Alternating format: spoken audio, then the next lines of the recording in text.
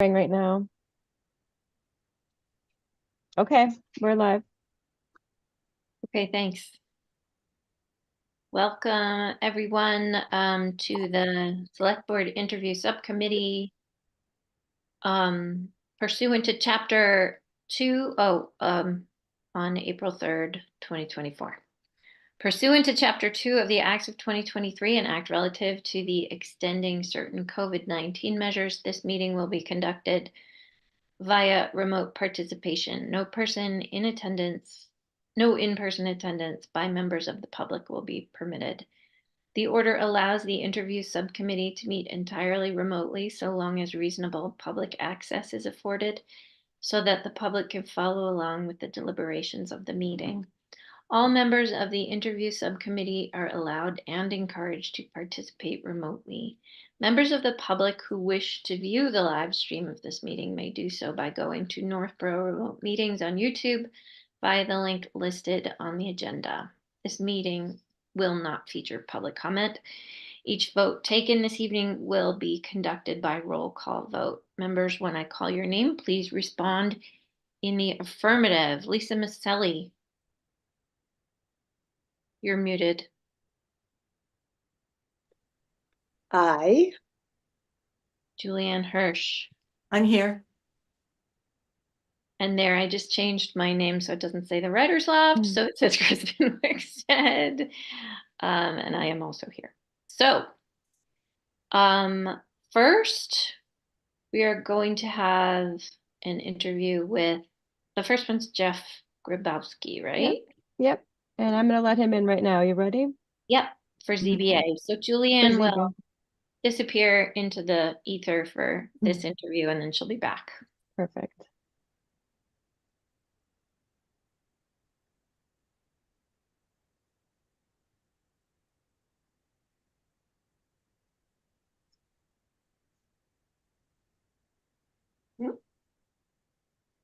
Hi there. Hi, Hi. Jeff. How are you all? Hi, Jeff. I'm Kristen. I've met you before last time. Yeah, hi, Kristen. Hi. And then these are, this is Angie. She's the one you've been emailing. Hi, Jeff. Nice to meet you. You too. Lisa Maselli, my fellow select board interviewer. Julianne is doing different interviews. We're sort of splitting up the interviews tonight. Great. So. Well, thanks for interviewing me. Sure. Thank you for coming, and thank you for serving as an alternate on the ZBA for a while. It's been, I know it's a lot of work, and I know you have all had some really big cases going on and everything. So Sure. Yeah. I can't believe it's already been I suppose it'll be 3 years for me this fall, which just flew by. Okay. Yeah, that does fly by. So excuse me. So this will work like it did last time. We're having a select board meeting Monday and the full board will vote. So you're just interested in becoming a full member, right? Yeah, I learned that Mark Rutan's leaving and that there's an open spot. So yeah, I'd be happy to fill that vacancy. Okay, just so you know, we have we have 2 open spots, technically 2 open spots on the board because Fran's term is also up, so she had to reapply also. And then we have 2 alternate spots potentially opening up, right? So we have 4 spots, and we actually have 6 people who are interviewing. Great. So yeah, it's great. We have a lot of interest. We love it. We love it. It's and it's really nice to talk to people on the interview committee too. Yeah, so anyway, definitely. Lisa, would you like to chat with Jeff and ask him some questions? Well, yes, since we've never really met, and of course I'm looking at all my paperwork and finding out what I can about you. You're a Bowditch and Dewey personnel, so to speak. I know them well. And John, I also know. It's interesting because what I do remember is well, it says here that at the time you started, you had only lived in Northborough for 8 months. So Yeah, right. this is quite a change for, now that you're an old 3-year veteran. Yeah, I know. um, it's interesting because as you sit as the alternate and learn, obviously, about what's happening and how how the zoning variances are given and that sort of thing. You were pretty quiet in those first few years. We're like, oh, is Jeff watching? What's he doing? He's awfully quiet. And this year you've now started to make your opinions. You've also, I think, been able to vote correctly. Yes, yeah, a few times I've been able times? to vote. Yeah. Yeah, and I appreciate you, noticing that I have been, making an effort to be more vocal, because at first it did take me a little while to feel comfortable with the format of it all. It was my first town board of any sort.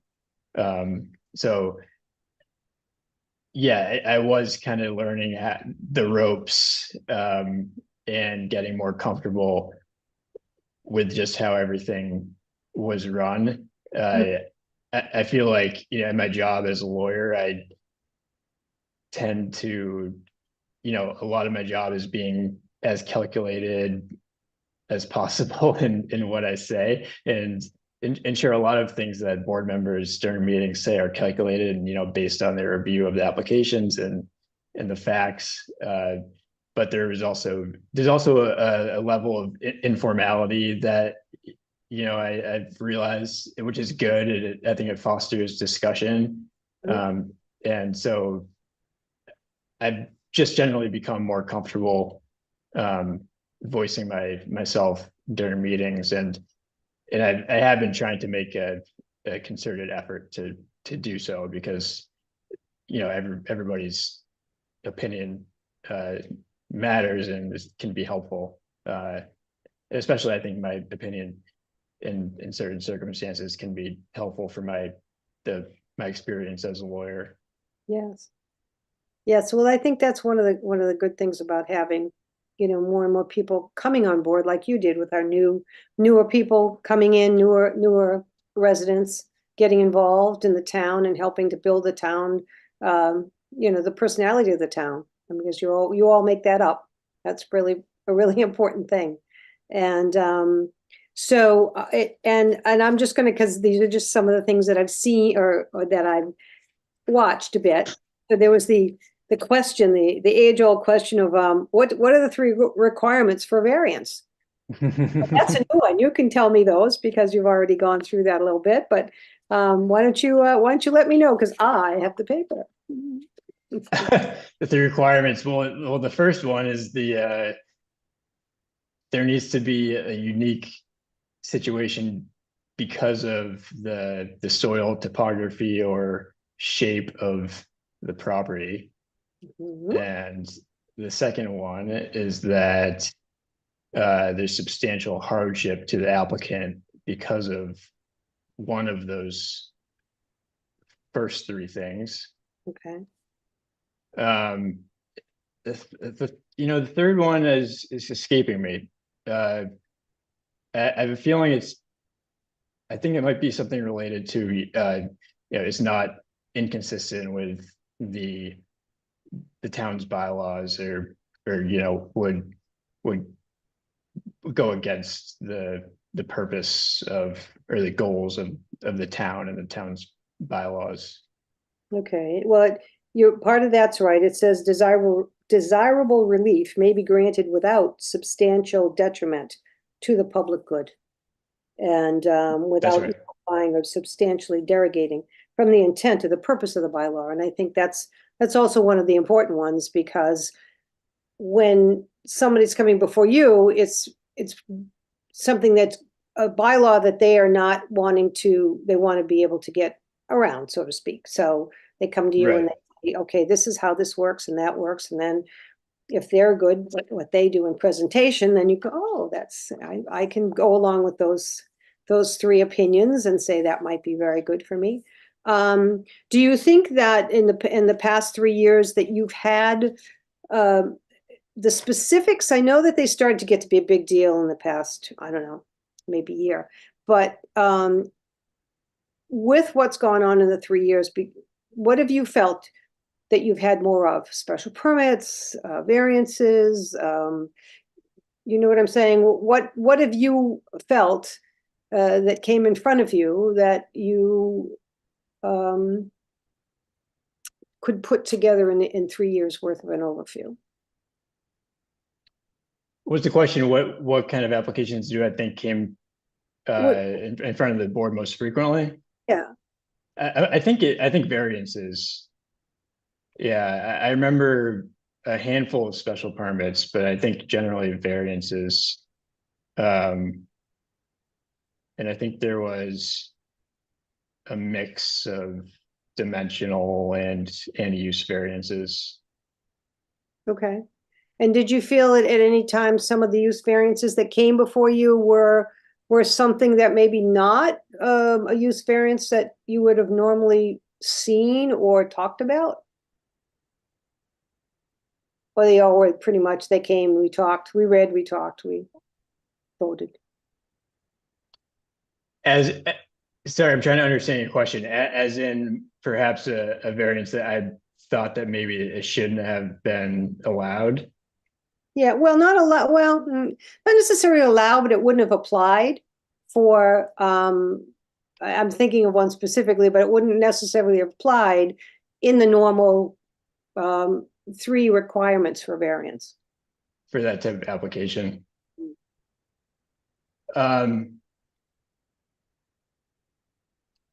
I think there may have been one involving a business's ability to serve alcohol. Yeah, bingo. Yeah, I think that one. Yeah, I think that could be difficult to tie the circumstances of that application to that first factor involving the land, soil, or shape. All right. Well, that's good that you noticed that. It's too bad you didn't bring it up at the time, but yeah, I mean, sometimes it's you get caught up in, the emotion and you don't think about it. You don't, does that really apply here? Should that really happen? And Lisa, I think one of the things that, I think about as applying to be a full member is looking at the applications and Bob Frederico's, initial assessment initially about, what bylaws apply, what relief the applicant needs, and looking at those aspects of the application and determinations before the application gets to us more critically, and perhaps pushing the right people or clarifying, making sure that town council is involved when necessary, because there have been a couple times during my time as an alternate member where it didn't seem like the whole board or the board and town staff were on the same page as far as whether we were analyzing the application under the right standard, whether a use variance actually applied, whether the variance should have been dimensional or for a use. So I think that's so obviously really important to make sure we have all of those building blocks correct before the application is before us. Right. Well, that's right. It's good because it's one of the most important boards we have, because you're determining the future of a lot of different things, the way you may present the business, the way the business looks, the way the business is laid out on the land. So it's really an important aspect of what you always have to do. And I think the variance hardship question was a little questionable for there a couple months ago.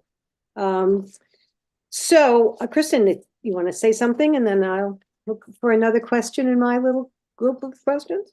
Sure. So have you been able to go to any trainings? I know some of the other ZBA members spoke about various trainings they've been to. Yeah, I've gone to I think 2 now. I think they're online. Mhm. Some pretty preliminary trainings. I think the first one was just, how town boards sort of work. And I honestly I forget what the second one was for. But though I remember them being helpful, and I certainly intend to continue attending those as they're presented. Because yeah, I mean they were helpful. Yeah, because I think, like you said, well, the interpreting that, so you get a certain amount of information and then you have to interpret it. So I would think going to the trainings would help you do that. Yeah, and it's good to get a refresher too.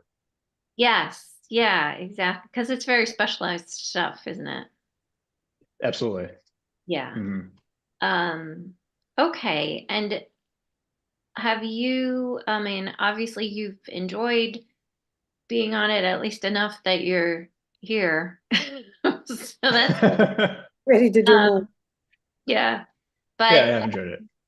are you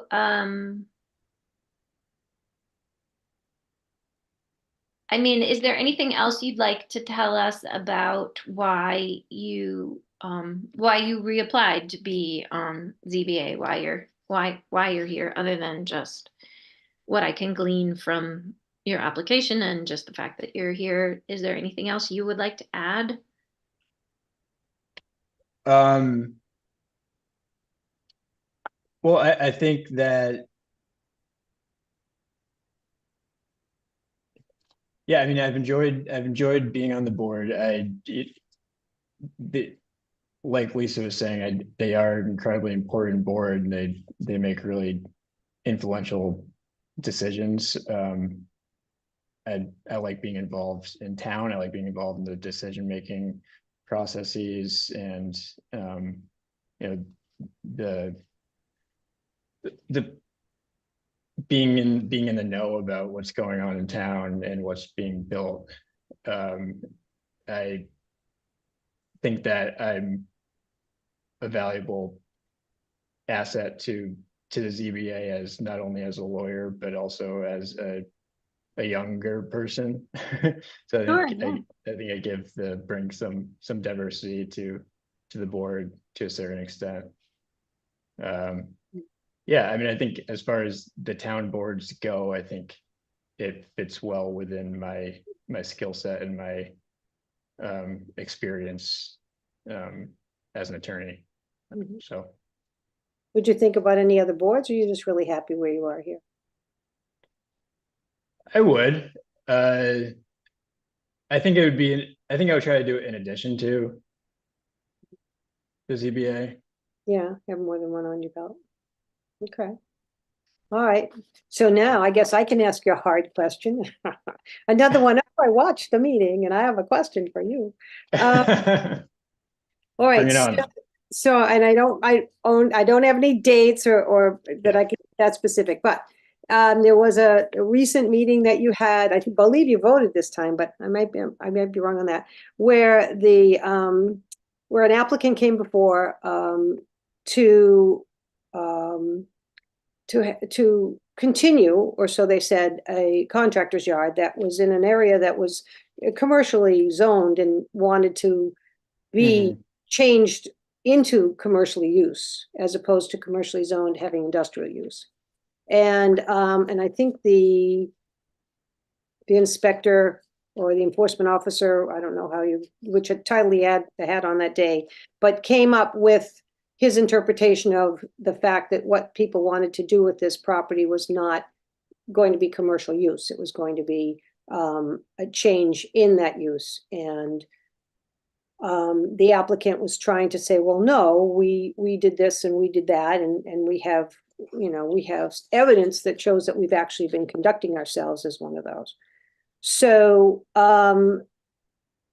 what was your take on that? I didn't watch everything well, but I did, I'm doing something when a meeting goes on, and I did hear some different things. What was your interpretation of the the zoning officer's interpretation that then you had to either decide to uphold or not uphold? Is that a good way to ask? Yeah, yep. And I remember what you're talking about, and I forget whether Bob's decision came before the applicant submitted an additional affidavit. I remember I credited the applicant's affidavit regarding the property's continued use as a contractor's yard, because there wasn't really a reason not to. During that meeting, there were a number of residents that live around that area that testified that they said that they drove by the place every day for the last couple of years and didn't see any evidence of continued use that might qualify as use under a contractor's yard as defined in the bylaws. So that was competing evidence. I remember being on the fence on that one. I think I did I think I voted. I think I had a vote, and I'm pretty sure I voted to overturn the Bob's decision. Okay. Because of I suppose I ended up finding the affidavit and the evidence presented by the applicant more convincing and more compelling than the residents' testimony. Okay. All right. Because I think that applying without the residents' testimony, I think applying the facts presented by the applicant and particularly the facts contained in the affidavit, I think that they showed that the use continued to be used as a contractor's yard as described in the bylaws. You think the residents did? No, I think the applicants showed that, yes. So I'm saying without the residents' testimony to the contrary. Okay. That was an interesting one. Yes, that was very contentious. All right, we don't have a lot more time left, so Yeah, do you have any questions? Excuse me. Do you have any questions for us or anything else you'd like to say? No, I don't think so. I appreciate you guys' time. Yeah, again, I've enjoyed being on the ZBA. If you decide against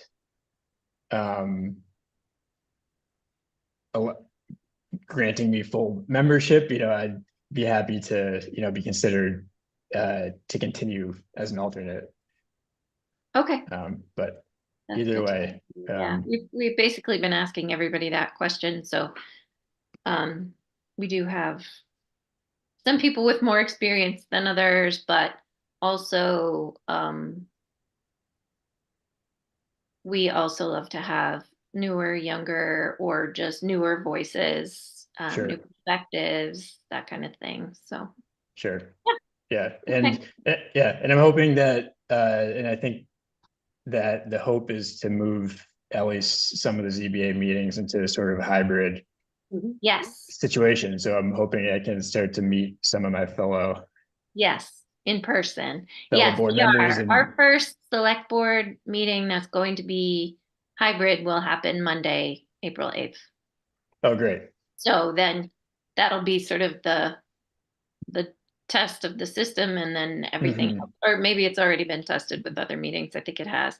But anyway, that'll be our first, and then that's the talk of the town that all the boards can start doing that. Yeah, I think that'd be great. Yeah. All right, good. Well, it was Right. really nice to see you again. You too, Kristen. It's nice to meet you, Lisa. nice meeting you as well, and hope to see you soon. Nice Yeah. to meet you, Alright. Jeff. Thanks. Sounds good. All right, Thanks. thanks, Angie. Bye. Bye now. Bye.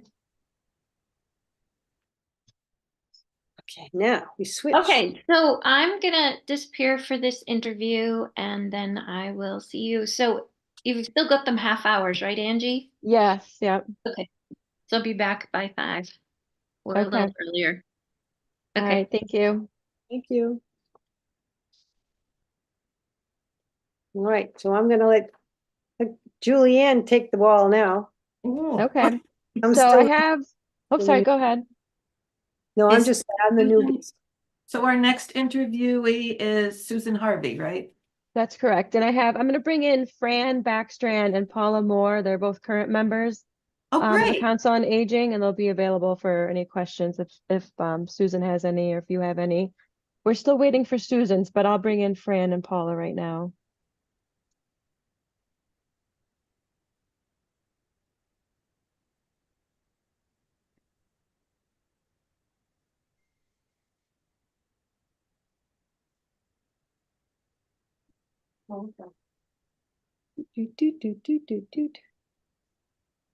Hey, Okay, Fran. so I'm gonna skip off because it looks like Paula did make it. I was her Yeah. backup.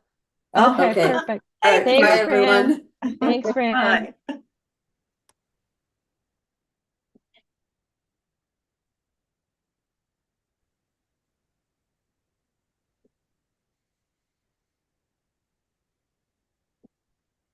Hi, Paula. Thanks for joining us. I think you're on mute.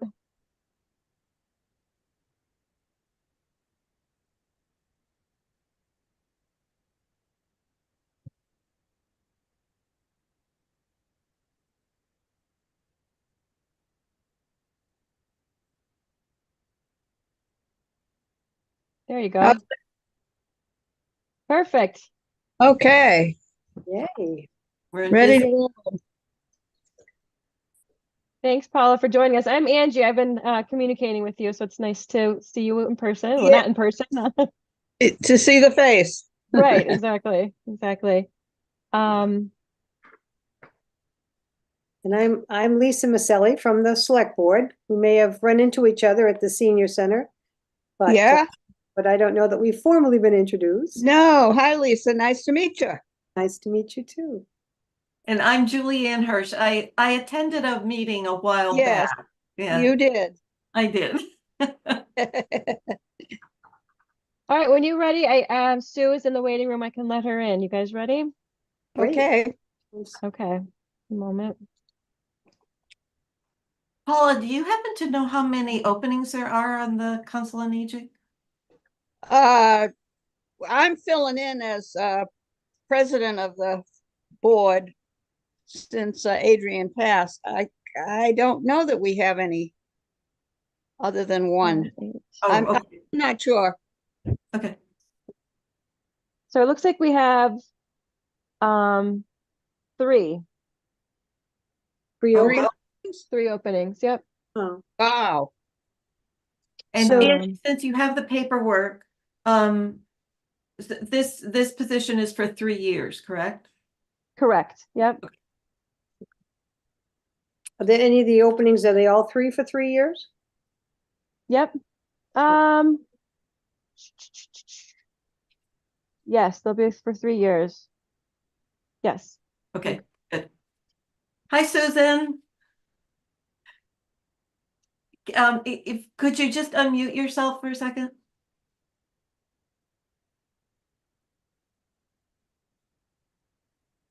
There we go. There we go. So Susan, let me introduce the people on the screen. First, we have Angie, who you probably know. Yes. We're talking with. Hi, nice to see Hi. you. Hello.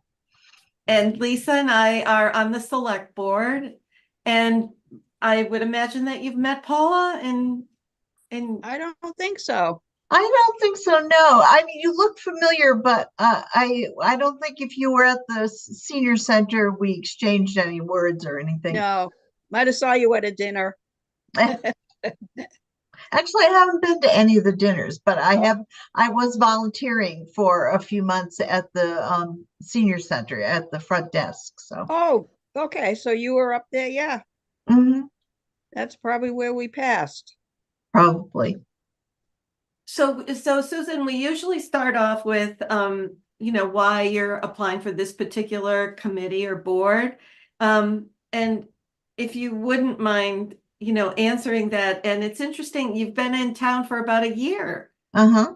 So maybe you've had prior experience or something with senior centers, council on aging. Is that why you directed yourself right to the senior center?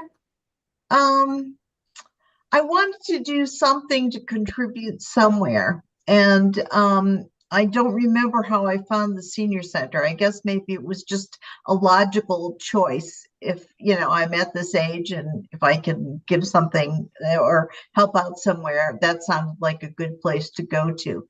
In terms of this council, I had no thoughts about it until Kendra asked me if I would be interested. Okay. So that's really why I'm applying, because she told me that I would be good for it and that I would enjoy the people and the work that you do. So right now it looks like you're doing some administrative help at the senior center. Is that what your application says? Yeah, I was actually replacing a woman who went to Arizona for the winter. So on Monday afternoons, I was at the front desk at the senior center for about 4 months. And she's come back, so I'm not due to go back to work there until June now. Wow. And I told them I'd be on sort of a temp standby if they needed someone. So I just enjoy, it's not like it's anything mind-bending, the work that I do there, but I just enjoy seeing the people and talking with people and helping out where I can. Good. The senior center has a great vibe. It's a very welcoming, happy place. And I've been told that it's a lot nicer and a lot better than surrounding towns, senior centers, because we have a lot of people come from Westborough to sign up and from other towns. So it's interesting. So it looks like you've had a lot of experience in marketing. Yes. That's what your background is in, right? Marketing and advertising, yes. Advertising. So that's kind of a field that applies generally everywhere. How would you use that experience in your position on the Council on Aging? Well, it involves a certain amount of creativity and visual and oral sensitivity to things, and I just think I could contribute in that way.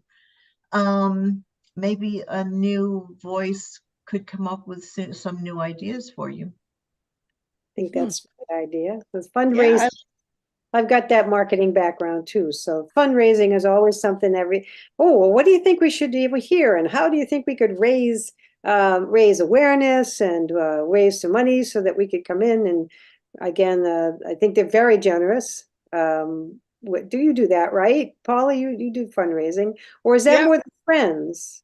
Well, it's mostly the friends, yes. But Yes, I I'm have told the town can't, the senior center can't accept donations directly because they're part of the town. I don't know why that would be, but that multiple people have told me that.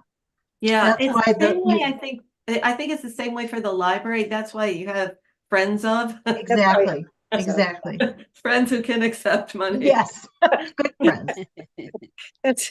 That must have come from the old mafia. You want to be a friend, right?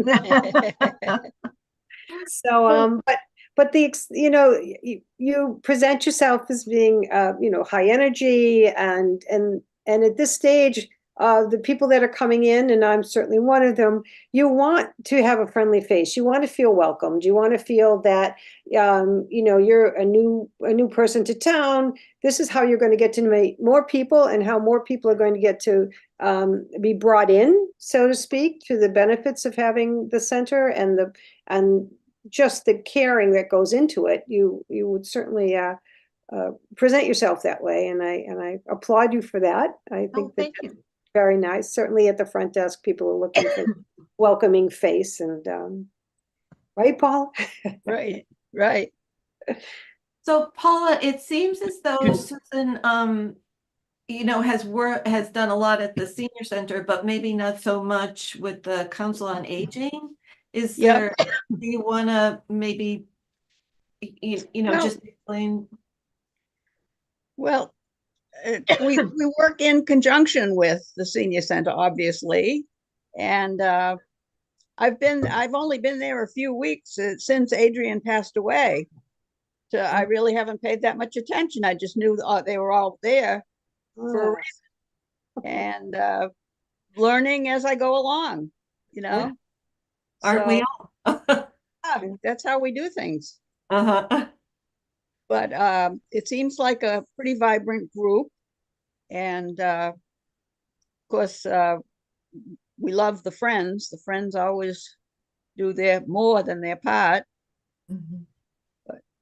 And the I'm Friends come to every meeting, or representatives of the Friends, right? They, Usually, yes, uh, okay, so they're Or- kind of, yeah.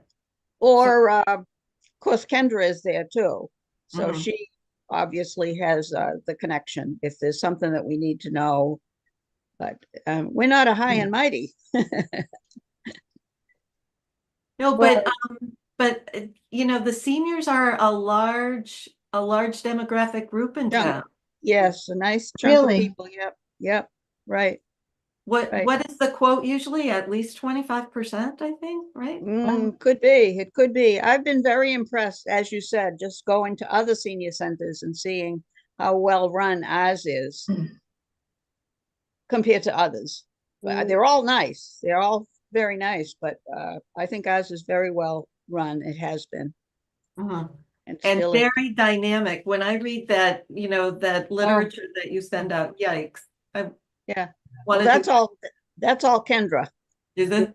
And Kendra does that. She enjoys that. Yeah. And but- so does the Council on Aging, do they offer ideas, or, you know, just? Yep. We communicate and share. Well, I have to say that if Kendra is recommending you, then you've got a good leg up because Oh, she's well, involved in everything that goes on down there, and she would know. She would. You know, so we can certainly apply that to our little rubric, knowing the right people. So Susan, there's, you know, we have a lot of boards and committees in town, and I often wonder how we can work together, you know, a little more. Like, you know, it seems like what Cultural Council might be doing in a project could really, you know, benefit from input from the seniors and Council on Aging. Do you, in your marketing experience, how would you bring groups together more so that we can do even better jobs than we're doing, and, you know, help each other feel more like a total community? well, is there some communication sent out, like at the after each one of the council's meetings? Do they send a recap to the different departments that might be interested? Something like that. So you're thinking maybe like Parks and Rec, and, you know, that kind of Well- communication going out to. Yeah, I'd have to look at what departments in the town there are, Mhm. but we could send a quick email out to the departments that are interested in our work and let them know what we talked about that time and what we're working on and how they could help or how we could help them or something like that. Yeah, so the select board has liaisons to almost all of the boards and committees. But because sometimes the meetings are, you know, on the night we have a meeting, or there's another committee that we're liaison to, we can't always get there all the time, or even most of the time. So that's interesting the way you put that. You know, maybe it's you know, it's just a matter of an email sometimes, right? Just recapping, and this is of interest. Yep. So, Lisa, I don't know if you have any more questions. Um, not specifically. I know it's kind of tough because she's only been here a year. And Paula's only been here a couple of months, right? Well, that I've been here a lot longer than that, but I'm only on the Council on Aging Council on for a Aging, so, short time. right. And so it's hard to kind of even ask, in depth, any more in depth, because it's all kind of new for everybody. Yeah. So, but I'm really happy to see more and more people volunteer and get involved in the town and what's happening. And I'm very happy that you have decided to do that. And welcome to Northborough Oh, after well, thank you. a year. I actually have a few questions if Great. this is a good Yeah. point of time. Well, I mean, maybe Paul's the one to answer it. I'm just wondering, how many people are on this council, more or less? Well, I don't know how the legal number should be, but there's generally about 7 or 8 of us at the meetings. Okay. And what kinds of things do you discuss? What kinds of jobs are you working on, that excuse me, that kind of thing? Well, I know in the past, we've worked with the high school. The high school has contacted us and had programs that they were willing to work with seniors on how to use their phones better, or things like that. So it changes all the time. We do have connections. I mean, many years ago, I was on the Parks and Recreation Committee, and we've had some activities up at the senior center outside with those kids. So it's just an open. It's always changing too. Okay. And have you experienced enough time to be there to know what have some of the things that have been successful that you've discussed, that you've worked on to get done, other than the parks and the high school? Yeah, well, I know we've worked with the high school. Unfortunately, I have a shoulder replacement, so that's kept me down a little bit. I haven't been as active since I became the chair. So, offhand, I should have the newsletter in front of me, because Kendra's right on top of those things, what's going on in town and the connections that we have. Other than the monthly meetings, what kind of responsibilities are there for being on the council? Just support for the friends, or whatever is needed. Kendra needs, she'll come to us if she needs something. Okay. So has she asked for anything in particular recently? there's been a few little things, yeah. But she usually knows the connections, where to go. Well, that's an important skill. Yeah, it is. Okay, I've got one of the questions for you. It says, the Council on Aging consists of 9 members. There you go. By the Board of Selectmen for 3-year terms, and the purpose is to maintain or increase the quality of life for the mature citizens of the community. So it's going to be hard, because not a lot of us old people are that mature. So Sure. at least Are there any big problems for that the seniors face in town right now that anyone is considering or working on? Well, there's some building. What are we going to do? We're going to do a walk around the senior center. That's town meeting. I hope you'll be attending our town meeting. There's, I think, what is it? CPS or CPA funding is building, I believe it was a walk around the area. So there'd be a senior walk, maybe around the pond and around the building. Like a trail. It's an ADA accessible trail that they're building. Yeah. Okay. Because I know that they already have, it's in this month's brochure that was sent out, that there's going to be, they call it hikes, but I was told they're fairly calm and low level hikes already going on, already scheduled. So I don't know if that's gonna have to wait for that to be done, or if that's just in addition to that. Yeah, I think it would be an addition because there is already a woods walk Walk. up there. So it's not Okay. that far away from it. I think that would be probably a little bit more of a trail, more work, higher steps to get over the root systems and stuff like that, where this is not going to have that kind of obstruction. Yep. So, and at one point they were even thinking of doing, what is it, golf? It's a frisbee golf. They Oh, were gee. planning to do frisbee golf up there. It didn't pass because it was a little too wooded. And too many seniors are going, oh, I don't want to get hit with something in my head while I'm taking a walk. But yeah, there's a lot there. Dinners, you have your dinners that The go monthly there. dinners, bistro Yeah. dinners. Yep. And the And golf, the golf group that I was a part of before the shoulder issue, we've got a huge number of people that come out every week to play golf. And It's where just do you fun. play?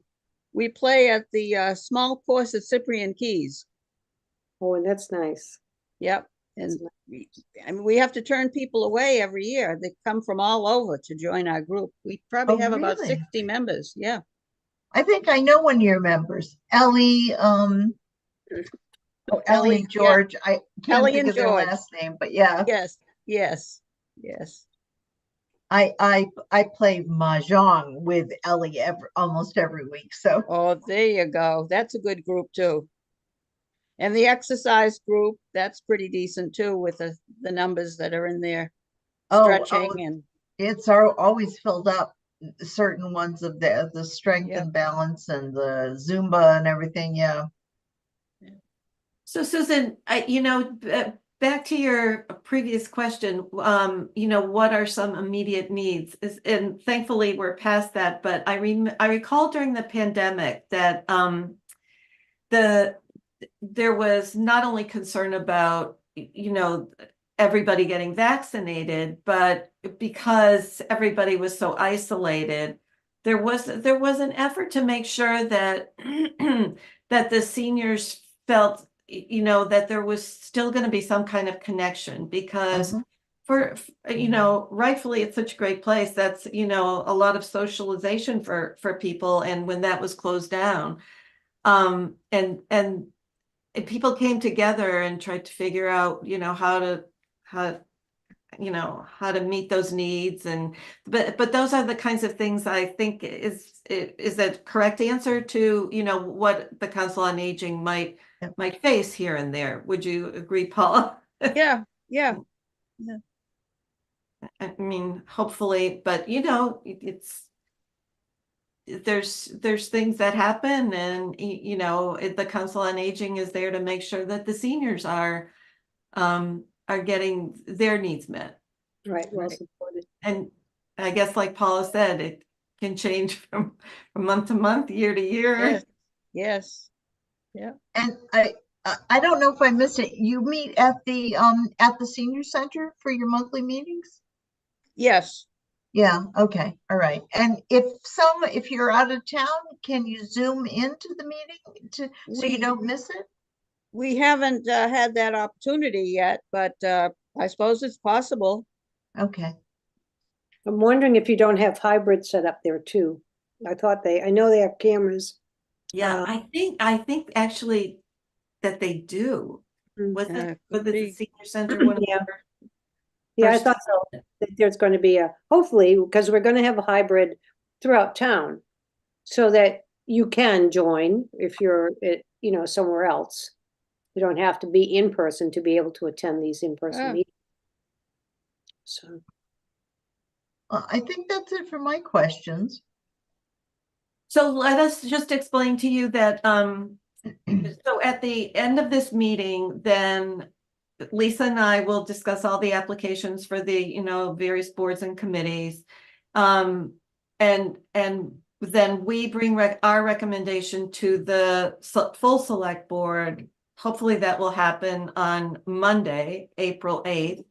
And then after that, you'll get sworn in by the town clerk. Yes. And then you're good to go.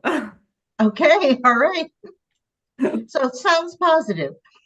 Yes, it's very positive. And it was Okay. lovely to meet you. And I hope you're enjoying Northborough. You know, we lived in Ashland for 27 years and we thought it was a nice town. We were both on the board for the emergency fund and did a little work with that. And we liked Ashland a lot. We love Northborough. Its location to, you know, everything you need to buy and for life and everything. And the people are so nice. I just when the first day or two we were here, we went into a bakery and I said, oh, it's my birthday and I would like to get something, so I got it for free. Oh, You know, I went into the post office and they were super nice. And I live in Bigelow Farm on Lydia's Way. Yep. Oh, Little very nice. community, so we have a little community here, and the people here are so nice. So we just feel like we made a really great choice. I That's think you wonderful. did. Well, welcome to Northborough. Well, And thank you. very happy to meet you and see you and invest yourself into all these things. Well, it's nice meeting you all, and I hope I get to meet you in person sometime. Absolutely. And thank you, Yep, Paula, thank for you. joining us. And I Thank hope you. your Yep. shoulders back real soon. So you're I started PT today, so I'm thinking positive. There good you for you. You'll be back on that golf course soon. I hope so. go. All right, nice to meet you both. Bye-bye now. All right, Paula, take bye, care. Sue. Bye-bye. Bye-bye. Thank you. Okay, switching out again. How do I do this? Oh, Kristen's back? Yeah, because we have one more to go. Gotta get off. Great. Okay, so I will leave you, fine people. Me too. Okay. Wow, we're staying pretty much on time here. Look at that. We have 5 minutes between. Can I take a quick little Yes, yeah, we don't have anybody in the waiting room yet. So Susie's gonna come in again for the ZBA okay. current member, and then we'll wait for Alex as well. So yeah, we got some time. Okay, I'll be right back. Okay.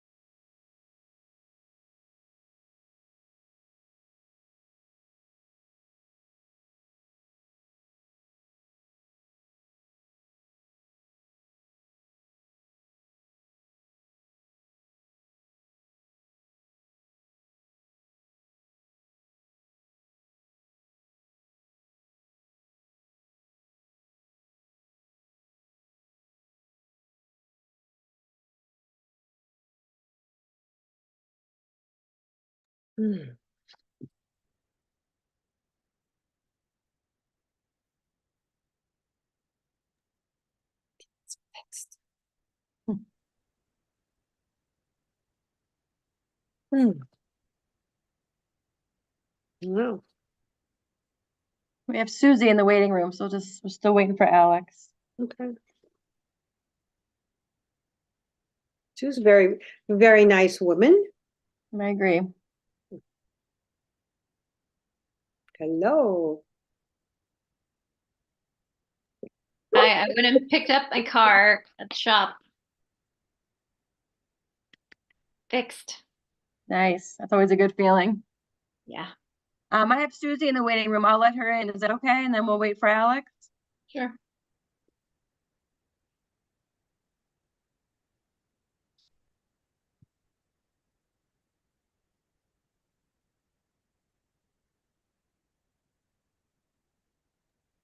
I'm on mute because of the arrival of people at the house, so.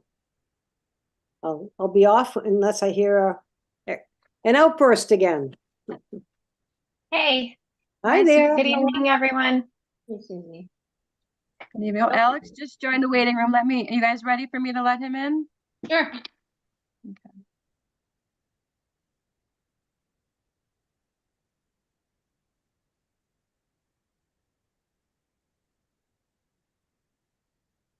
There you go. Hello there. Hello. How are you? Good. How Hi, are you?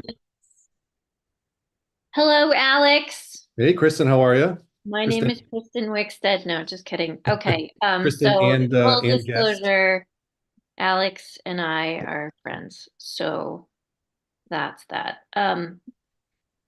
Also, this is Lisa Maselli. She's on the select board with me. She's my co-interviewer tonight. And then Oh. Angie is the lovely person in town hall that you've been emailing. Hi, Alex. Nice to see Hello. you. Good to see you.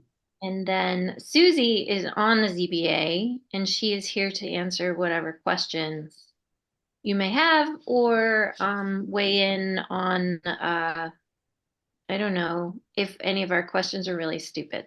So I like to say something different every time, Susie. I'm not very judgmental. She's making me seem judgmental. Okay, that's true. It did. I would never think anything Kristen says is stupid. Right. Okay, thank you. You're So, welcome. so Alex, I noticed on your application, wait, I still have something else up in the way of it. Hold on, let me pull it up. It says you,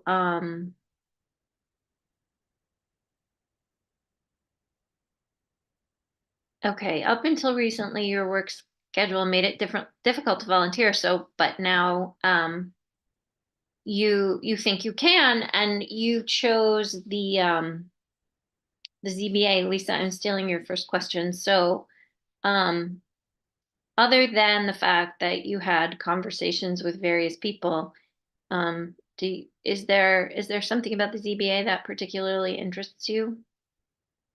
Well, I think, yeah, what interests me about the zoning board is just the idea that I'll have some hand in the way the town grows and develops. And that's interesting to me because, I think the last thing any of us want is for the town to grow in a way that doesn't positively affect the community. Right. Right. Good. That's very nice. That was such an easy answer. Everybody else's answers were like very complicated. Yours was Well, very nice. Very I am a nice. copywriter, so. There you go. There you go. Well, that's good to know. We could use that for another tool. All kinds of things. Okay, Alex. I'm gonna let Lisa ask a question now. I'm trying to keep we have two dogs in the background kind of going crazy, so I've been going on and off button. So yeah, and probably continuing on with Kristen's questioning about wanting to be on the ZBA and wanting to have you know, some input into what happens with zoning. Have you, obviously, looking at what your background is, I would imagine that you've probably looked at a site plan before and knowing all, you know, the graphic side of it and how everything's put together.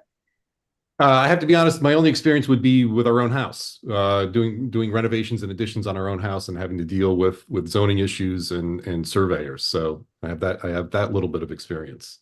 All right, and so have you, that's actually good because having been on the side of having to pull permits and such, you've firsthand got to see how some of it works. Yep, yep. Was there anything that you did in your building that you had to, I guess you didn't have to go before the ZBA because they were probably simple additions and.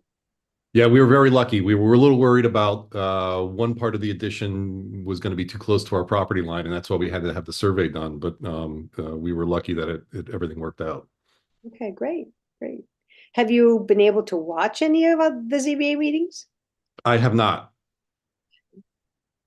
Do you have, well, give us some questions. We have, Susie can certainly give you some background as to what's gone on and So yeah, I'd love to just hear about kind of the process. You know, I've heard a little bit of it from Kristen, but I'd love to hear a little bit more about what is the process. So an applicant would file all the necessary paperwork and when they are appealing something from the zoning code. So it could be simple as my favorite of the simplest cases are say Northborough Crossing. Northborough Crossing was zoned for very small signs. So the newest one that I can think of is Carvalho and Roth. So Carvalho and Roth opened a shop up there and they needed a bigger sign just to match the rest of them. Or Wegmans wanted a new sign. So they came before us and asked for a larger sign. So that's basically, that would be the most simple case that I can think of. And then we go to a very, very complex case, which would be the FedEx, where originally they were slated to be able to have so many bays for their trucks. The time expired when they could have that number of bays. So they were appealing the zoning and they wanted to be able to have that many bays again. So they came before us and we were able to come up with a solution for them and work together. And if they decide to construct that number of bays, then they're going to have to change their parking lot, change their driveway. And we worked for months. I want to say 4 to 6 months on that case. So our meetings can go from an hour and a half and not require a lot of time on our personal in our personal lives to there was a lot of research done in our personal lives, like for the FedEx. There was traffic studies, there was I was calling the high school to see how many student passes were pulled for student drivers.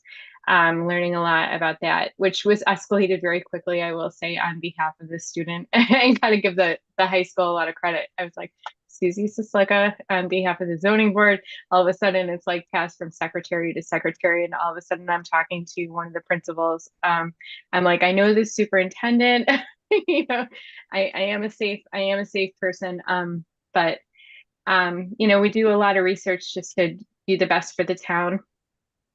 But some cases are more complex than others, and there is a learning curve. I'm a real estate attorney, and I worked in municipal law and all sorts of real estate law, but I never even worked on zoning. So there's a big learning curve for me, even in picking up the bylaws. And I never had construction done on my house or had to deal with that or build a fence that required zoning or build, my shed was here when I bought my house. So there is a lot of learning for myself So you learn something new on every case, basically. But I hope that helps. Yeah, no, Yeah. that's a great overview. There are like trainings Oh, that yes. people usually go to. And Yeah, how do every those fall. work? Because Jeff, when we interviewed him first, he's the current alternate, and he was saying he'd been to two of them and they're like online things. So are they always online, Susie? The Yeah, training? so I guess before COVID they weren't, and they were in person. And now they are all online. There were 12, and if you can't, there was like one that I missed the first, I think the first half of it, because because of a scheduling conflict, I had a doctor's appointment come up and they send you the recording. So there was like 12 of them offered. I was signed up for every one of them. And I'm, as I said, a former attorney, and I signed up for every single one. And it's all the new nuances of the law and the basics. So it's basically a refresher on everything from the planning board, the roles and responsibilities of the planning board, the zoning board, affordable housing. I'm trying to think, master planning in the community. They're extremely helpful. Reading a site plan, and I've taken them every year that I've been on. So I think I've been through 3 cycles of them so far. And as I said, it's just like during the fall, they're like an hour, hour and a half, right around dinner time. And it's a great refresher. And I've taken advantage of it. And I'll have, I'm pointing to my iPad, which you can't see right now, but because of my background, but I'll have the iPad going as I'm making dinner, or, I'm listening to it. And they also give you a great printout. So I refer back to it at any time. And it's like the simple rules, and they give you the case law that goes along with the tests for like the variances that you hear us talk about during the meeting. So the use variance and, the site plan review and, everything else that you hear the planning board talk about, and the ZBA and the tests that we're supposed to be using in the case law that you're supposed to refer back to when these issues arise and these cases arise in our town. So it's really helpful. And your meetings are Tuesday nights? Tuesday nights, the fourth You should have Tuesday of the mentioned month. to other people, but are Tuesday nights okay for you? You should have asked everyone this, Lisa. Yeah. We'll have to have a rubric all set the next time. Yeah. Yeah. Yes, I'm sorry. So you said not every Tuesday, the fourth Tuesday of? Fourth Tuesday. Yeah. Yep. And Yeah, then shouldn't be a like problem. when it's leading up to the annual town meeting, the planning board is gracious enough to invite us in when they're coming up with the stuff that they're gonna present on the warrant for the annual town meeting, and they ask our opinion of the stuff, which is great that we have that working relationship with us. That is nice. Yeah. Planning board. And yeah, so that's great, and we get to kind of work with them, and they ask our opinion, since that's what's going to come before us, and we're going to have to rule on what they're presenting, what they're deciding to change in our code. So I like that process. So it's like, it'll be another random Monday, depending on the schedule or the holidays. But Yeah. So usually in early it's just January. once a month though? Yep. Okay. Unless it's a more difficult case, right? Or do you just still do it once a month? Yeah, we still do it once a month. And sometimes if there's no applications, like sometimes in summer, I don't know, there's been a couple where we just don't even have a meeting. And in April, we don't have a meeting because of the annual town meeting. Well, that should be the lead-in for Kristen to say you are coming to town meeting. Yes. So you did have one wrong answer on your application, which was, are you familiar with the annual town meeting? Have you been able to attend? I am familiar with it, but have not attended. Not the right answer. The right answer Okay. is, okay, I'm just going to ask the question. Alex, Are you going to town meeting on April 22nd? Absolutely. Yes, and are you bringing whatever family members are registered to vote in Northborough? I would have to talk to them, but I will try. Okay, good. All right, that's the right answer. Yeah, but just so you know, everyone did have to answer that question, except Fran, who I knew would be at town meeting because she always goes to town meeting. But yeah, okay. So, I mean, that was only 15 minutes, right? 13 minutes Yeah. or so. Do you want to add anything, or do you want to tell us a little bit about what you do for work? If you think any piece of it might help you in the ZBA? Yeah, I mean, I can tell you what I do. I don't know if what relevance it has. You guys can make up your own minds, but I'm a partner at a marketing agency based in Framingham, but you know how it is now. We're all working remotely. And I'm also, in addition to being a partner, I'm a brand strategist slash copywriter. So I help our clients understand and communicate who they are to their audience, and work with our creative teams on, you know, digital campaigns, websites, you know, what have you, to you know, help these clients, you know, attract more prospects. We work primarily with business to business companies. We do have some business to consumer, but it's mostly business to business. Okay. I actually know what that means. All right. I have no idea if that has anything to do with but you know what? You never know when your skills are going to be helpful in one way or another. We do not work with any developers, so I don't think there's a conflict of interest there. Okay. That's good. Have you, and it looks like you've been here for 20 years, 21 years.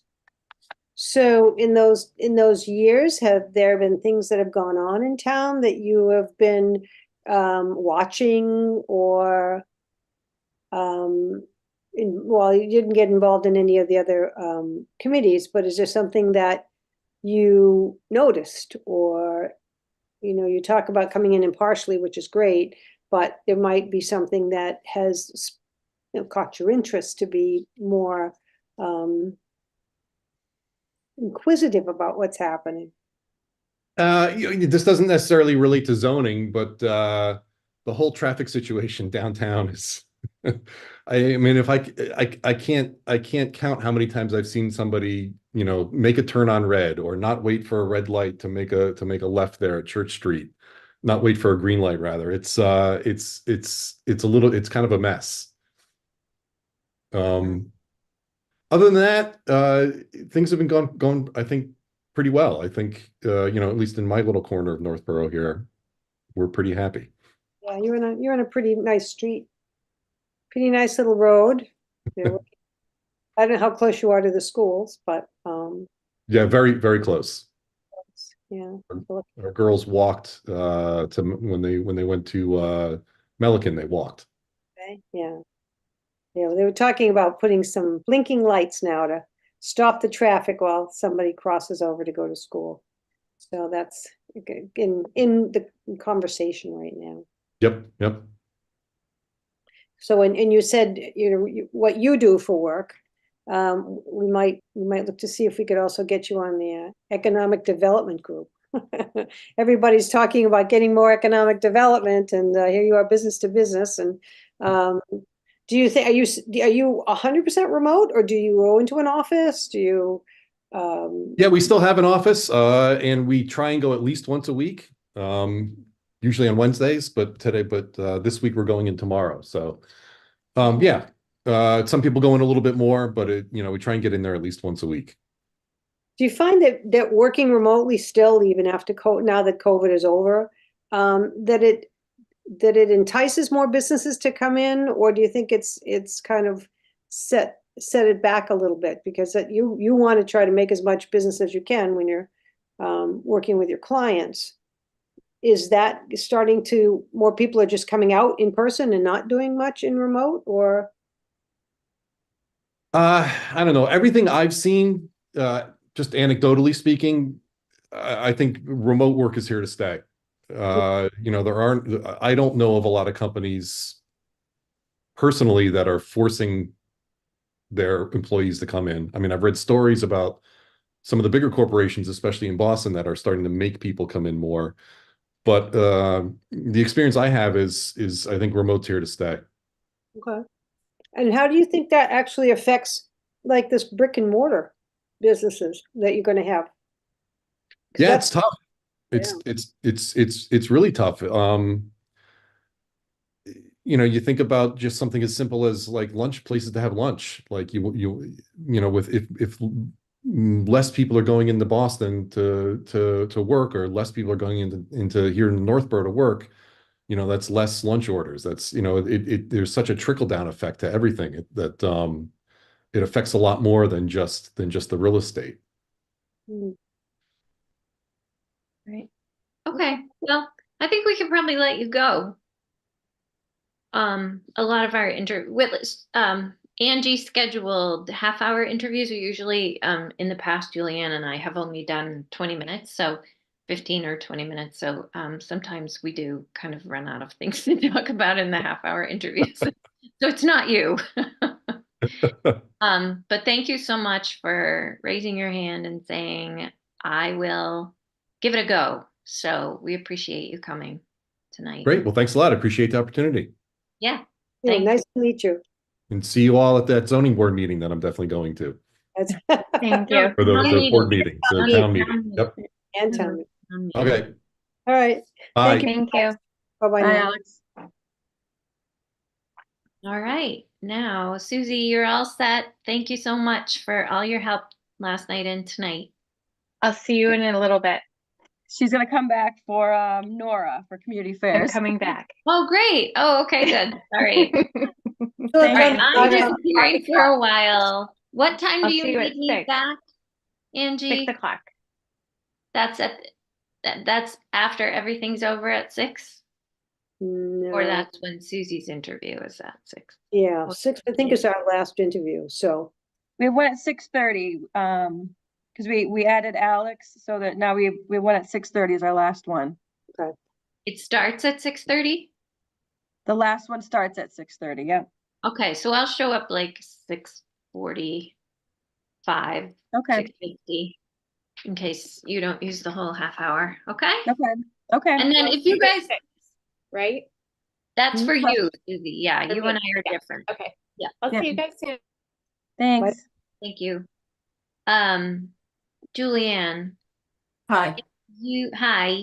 If Hmm. you, do you want to do your deliberation though about your interviews with Lisa before I do mine? Yeah, I think ours are gonna go probably a little faster. Yeah. Okay. So I'll end up, so what was I saying? 6:30 to 7. So I won't come back till about 7. Yeah. Yeah, that's- that'd be good, all right. Well, 6:30 to 7, yeah, 7. I'll 7, just, yeah. and I think I'll just leave and log back in because that's quite a while. All Yeah, right. Thanks that's for fine. doing all this tonight, Lisa. That's a lot for you and you too, Angie. Thank you. Thank you guys Yeah. for putting up with my half hour. Yeah, no. It wasn't a mistake. It was just like a new take on it, but it was good to try it because now we know, yeah, we don't really need it. Yeah, 20 good. minutes. Thank you. is Perfect. Yeah, that makes right. sense. I'll log back in later. See you guys. Okay, Bye. thanks. So we have what, 8 minutes? Yes, Yep. Go get a piece of chocolate or something. yeah, we can hide Could away we- until they get in the waiting room. All right, let me see, who our next guest Harry is. Wolf. Harry Wolf? Mhm. And Joan Clemente will be joining us. She's Oh, currently on the youth excellent. commission. Yeah. Excellent. Very good. All right.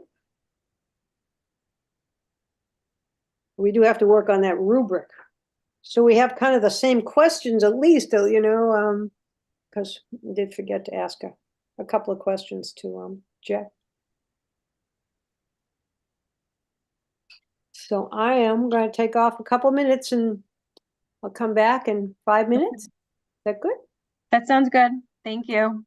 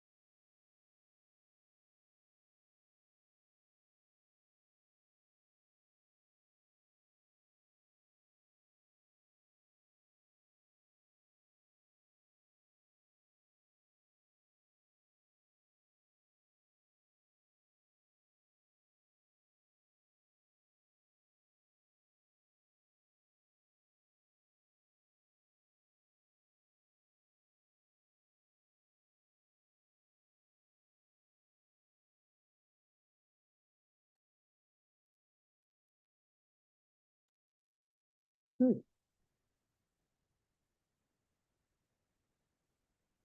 Hmm.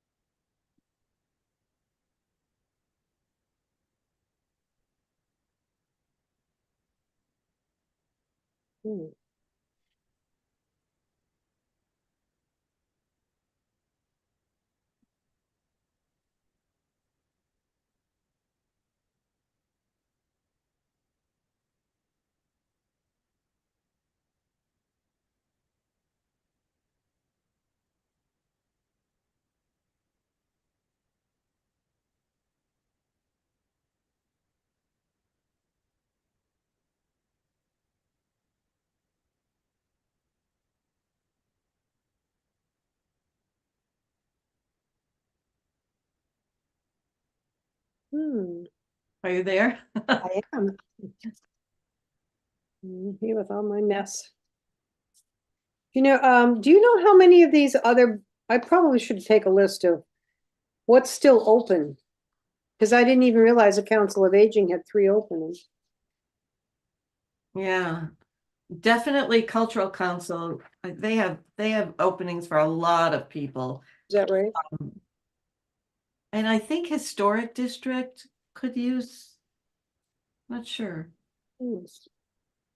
But yeah, you know what? Let's do that. Let's get a list and make it easily accessible online. So people, during the year, they can jump in whenever they. Right. Well, I know we only do this once a year, but maybe what we could do is to put some sort of, list together of the ones that are, needing seats.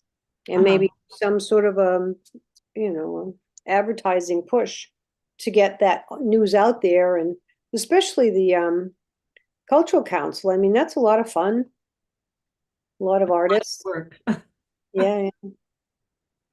Yeah, no, well, the reason that there's a big push now is because anybody who wants to be reappointed has to have let staff know by March 15th. So a lot of this is, people who are dropping off or want to stay on.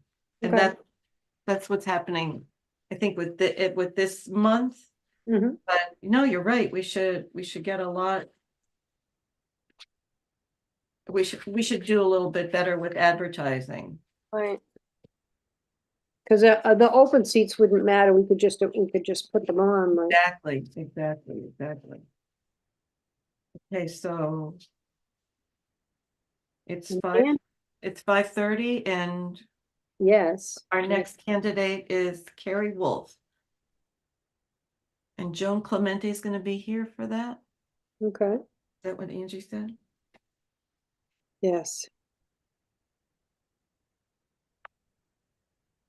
I guess if we click the volunteer opportunities button on the town homepage, we would have that list of openings. Mm-hmm. Oh, sorry, guys. There you Carrie's are. in the waiting room. I was waiting for Joan. I don't know if you want to wait a few more minutes. Or should we bring Carrie Carrie's in? here. Let's meet Carrie. Okay, all right, I'll bring her in.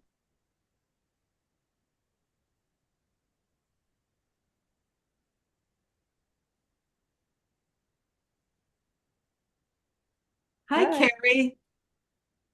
How are you? Hi, Well- Carrie. Hi, it's nice to meet you all. Nice to meet you. So you probably talked to Angie. I'm Julianne Hirsch. This is Lisa Maselli. So weird to introduce people on a screen. But Lisa and I both serve on the select board, and that's how we get the chance to interview you. Yes, thank you. And yes, I've actually gotten to meet Lisa, but it's nice to connect, Julianne. So our first question is always, why are you interested in this committee and how did you hear about the opening? Yeah, so I'm interested in the committee. In part, my professional focus has been on youth development, youth and health, and human services nonprofit background. Previously, before that, I was long ago in the early education space for infants and toddlers. So just have had that thread running through. And I learned of the opportunity in one of the summer series, the concert series at Ellsworth McAfee, when I think y'all were really trying to recruit for open positions. And so for me in general, I really believe that local government and community groups, formally either through town government or civic associations, are the backbone to any community. And so for me, now that I'm a little more settled, was looking for the right opportunity to get further involved here locally. Well, it looks on your application like you've done a lot of work with government agencies. Yes, but always from the nonprofit side, the advocate side. I've never been a part of a town commission of any sort. I was sort of your stereotypical transient renter. If I had known, I ended up staying in Cambridge for almost 7 years, but when I first started renting, did not anticipate I'd have enough longevity to be able to join anything. And so I've just always been on the other sides of this. Yeah. But that's really important because honestly, we all have to kind of work together, right? It's not just that, because so much of what town government does comes from state government. And so your experience will be very valuable. But before we continue, I am so curious. Your thesis topic. Yes. Wow. Could you explain a little? Yeah. Oh gosh, what a lifetime ago. So I went into a very interdisciplinary master's. I originally thought that I'd be studying resource allocation, especially in the early childhood space. And along the way, really delved into social movement theory, but still wanted to keep something around health, health providers, health centers, something to that woven in. And so I took a social movement lens to writing about the history of two types of health movements and health, really health centers and types of centers as we know them today. So women's health centers and then community health centers, which the first federal ones were founded here in Massachusetts, were really the kind of the progenitor of that movement, which has really taken nationwide in the past 65 years. Yeah. Wow. Yeah, not a thing that I do. Well, a lot of our partner network is community health based still. It's a really valuable way to dive into and entrench yourself in a community and grow as a trusted resource. Yeah. So, obviously you've been in this field for quite some time. You've had a lot of experience. And now you have a 2-year-old? Or I do. a 2.5. Yeah. Congratulations.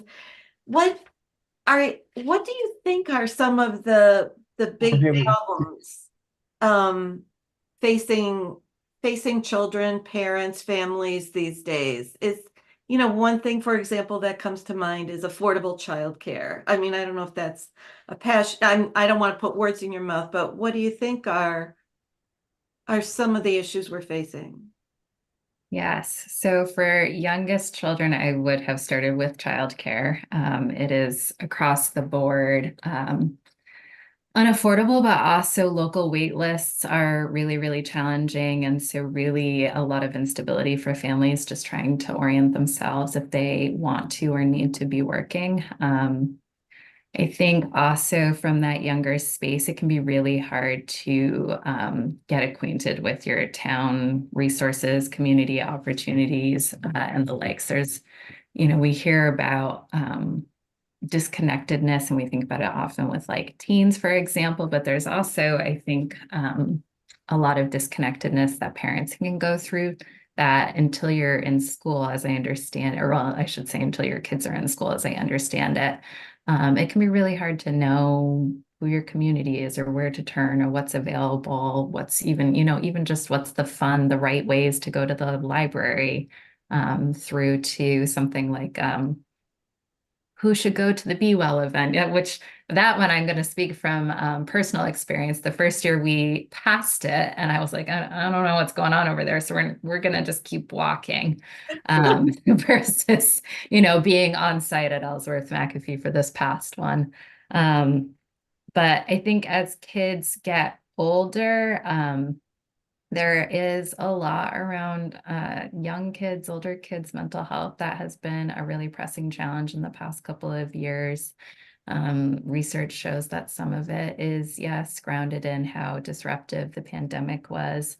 But just in general, it also seems to have been a trend that would have been coming no matter what. And from a parent perspective, what resources, what support can be offered from the kids' perspective, what can be done. It's been a really, I would say, high need just across the board. I think overall living affordability is another one. I was listening to a couple of the older meetings that are available online and just reviewing what's been a trend between the Board of Health and then also the Youth Commission in the past couple of years. And I think that there's been a lot that has stabilized for families, which is really nice. And also, unfortunately, some of those prices stabilized pretty high. And so, I look even in our own school district here and I see that prior to the switch to the universal school meals, that there still were about 1 in 10 kids who qualified for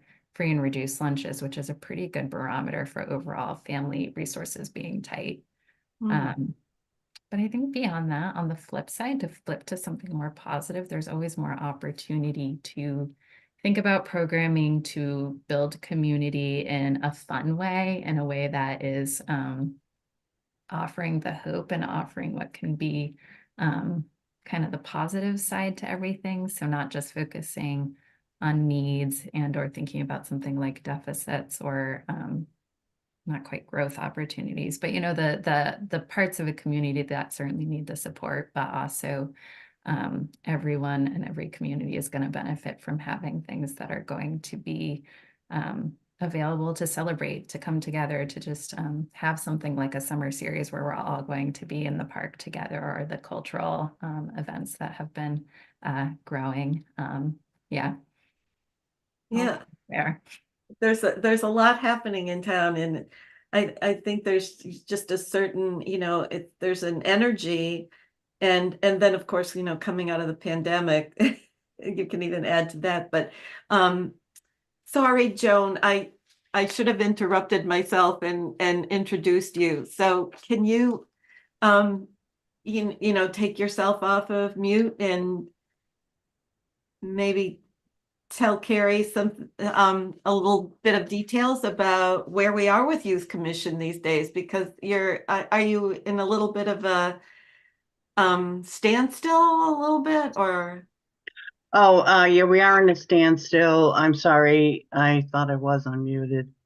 I've been on the Youth Commission for about 30 years now, so it has changed, probably 3 directors in my time. So goals have been changed, but since there's really no director or assistant director or anybody paid to support Youth Commission, it is at a standstill right now, and we're waiting to see if it unfolds, if Family Youth Services unfolds under Health and Human Services, and that'll probably take a whole new direction as well. So if you don't mind, I did jot down a couple of questions, Carrie. If you first want to ask me any questions, I'd be happy to help with that. Yeah, I think you answered what I suspected, that it's been a bit on pause, in part due to the staffing gaps, but then awaiting what'll happen at town meeting in a couple of weeks. Yeah. Yeah. Okay. Any other questions or? I am curious, before the transitions in the past year, it felt like I could recreate some recent, I'll say, history online. But most of what's available right now is in the early pandemic area. And so, of course, it's really focused on responsiveness to pandemic needs and pandemic considerations. And so I'm curious if you can just share a little bit. 5 years ago, what would you have shared was that 5-year plan of the role of the commission in town? Pandemic aside, a pandemic Side, yeah. accepted, yeah. Well, it kind of morphed a bit Yeah. after we connected with the outsourced resource, whereas people with mental health needs used to call up Family and Youth Services, and they would actually do counseling in town. And actually, some of the school psychologists would call and ask if the director or the assistant director could come in and work with a child in need. Now that actually has changed with the addition of the outsourced resource center. So now it seems to be kind of like a referral group, whereas there's no, at this point when it closed off, there were no in-house support in, counseling. So I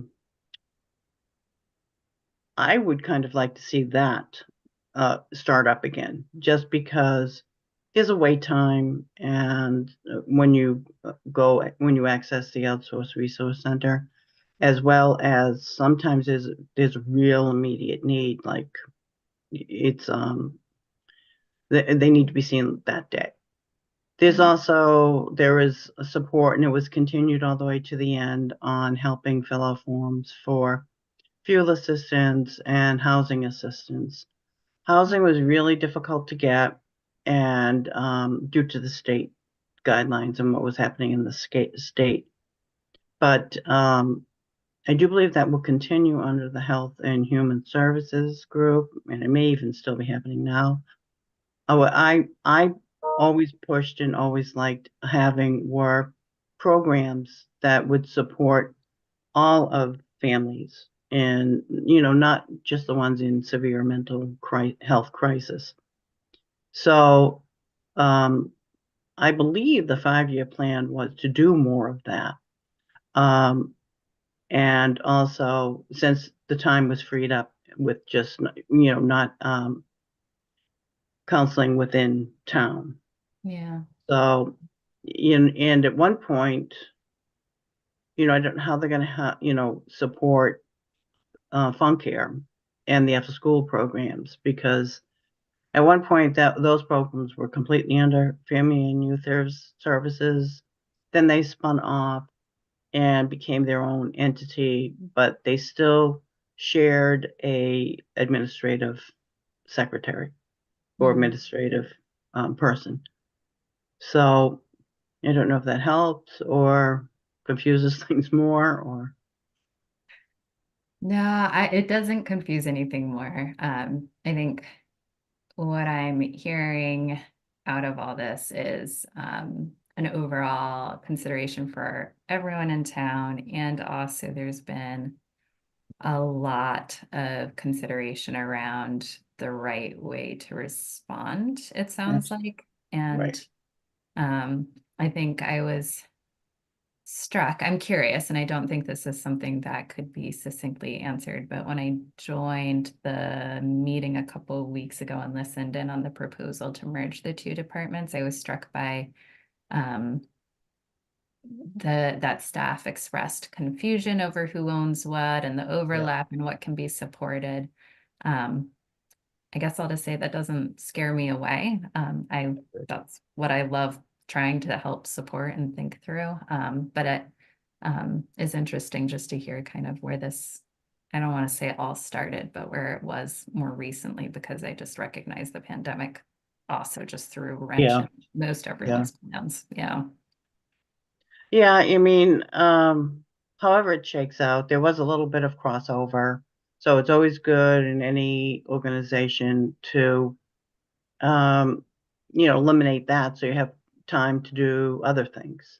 Yeah. So maybe combining the groups, the crossover will be eliminated or reduce some.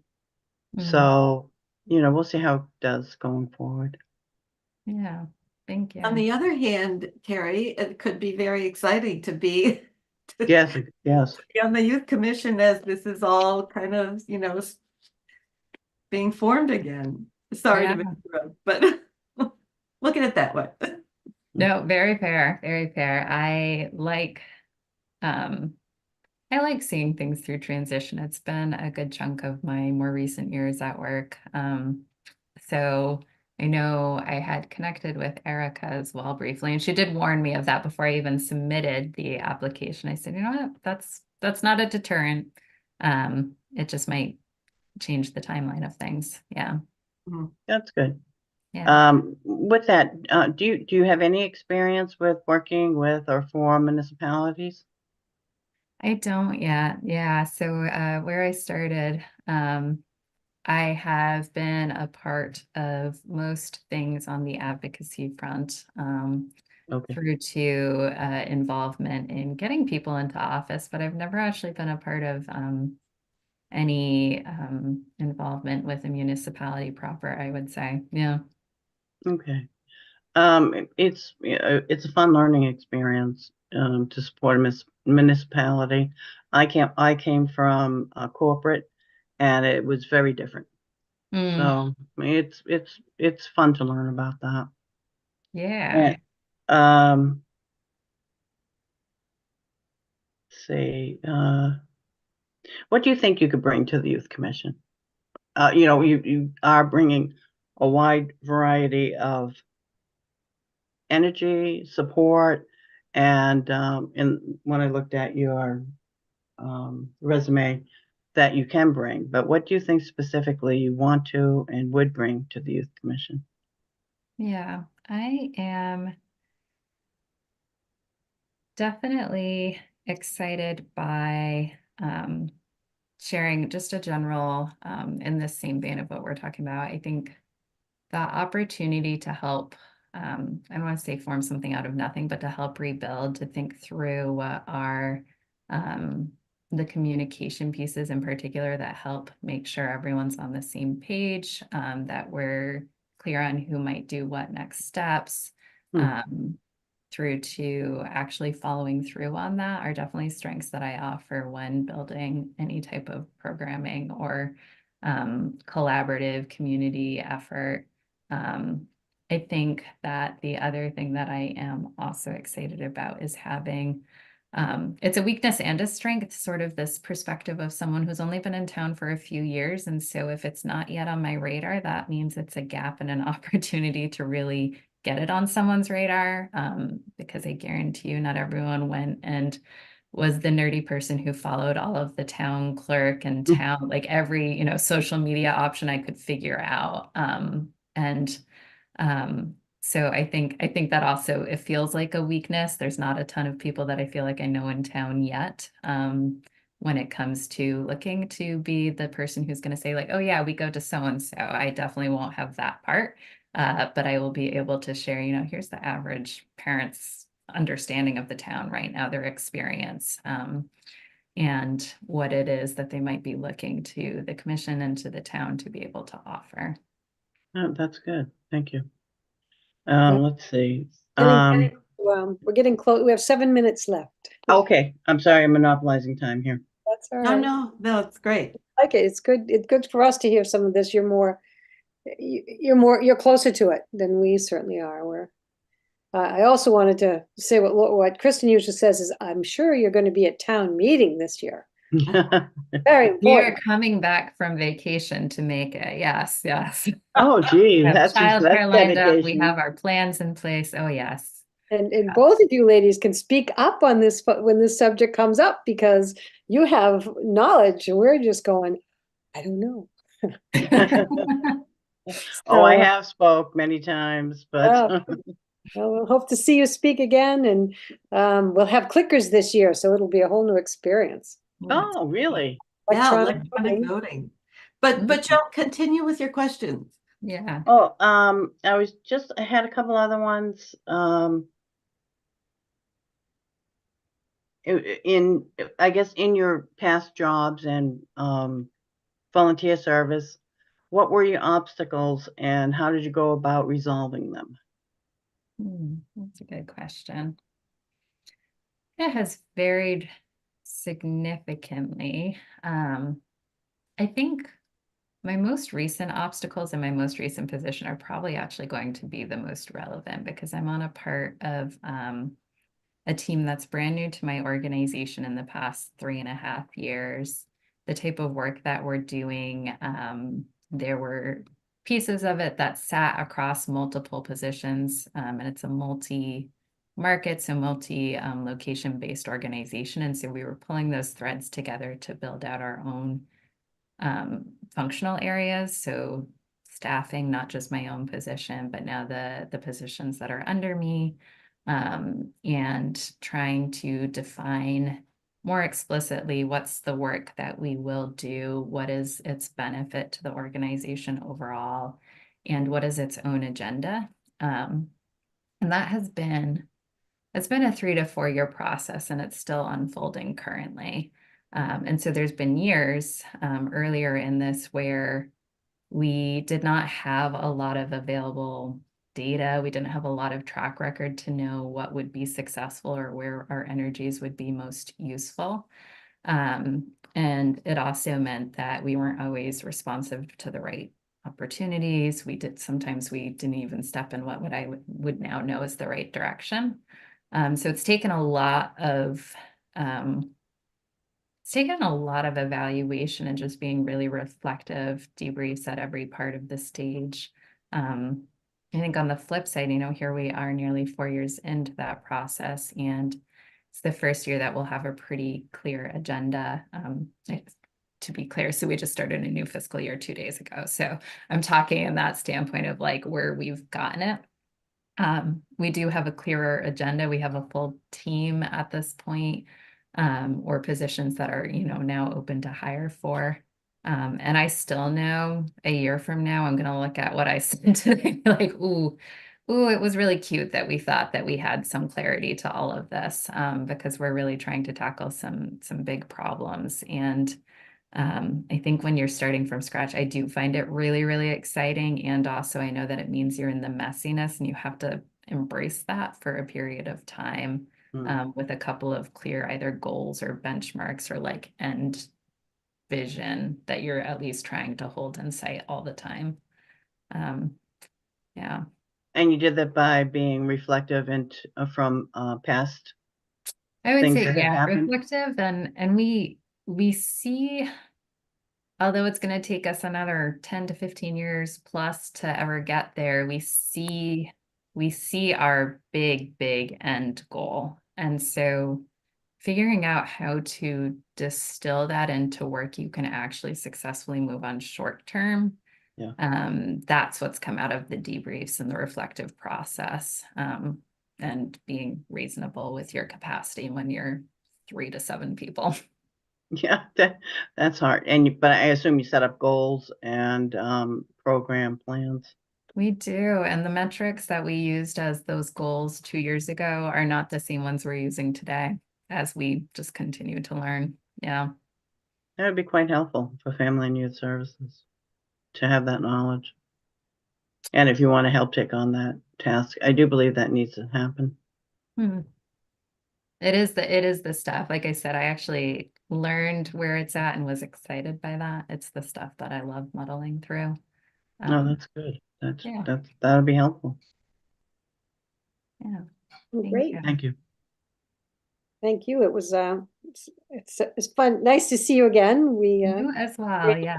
Had quite a conversation of what it was like to be a newbie in town and all the goodies that were around. And this is the first time I've met you, Joan, and I'm very happy to meet you. You're a warehouse college. We're going to have to tap you on the shoulder to help us with our little rubric for questions. Happy to do it. Right. Yeah. Well, thank you all. Really nice to meet you, Joan and Julian. Thank you. Likewise. You as well. Thank you you. very much. Thank you. Have a good evening, everyone. You You as well. too. Bye, Thank you. Carrie, thanks. Bye. Thank you, Angie. Angie, do you want us to stay on? Okay. I think we're good with you, Joan. I really appreciate you joining us and doing that. Those are great Of course. questions and Yeah, weren't Of they? course. yeah, Oh, I thank you, learned a thank lot. you. It was awesome. Thank you, and happy to do it. So have right. a good evening, ladies, and You and too. nice meeting everyone too. And, Yes, and yes, Joan, we really hope that things, start to, as Carrie so, nicely put it, rebuild. Yeah, So it's necessary. always having a good new start is always healthy. Yeah. Okay, Way thank to you. look at it. Thank you. Thank you. Have a good Thanks, evening. Joan. Bye-bye. Night.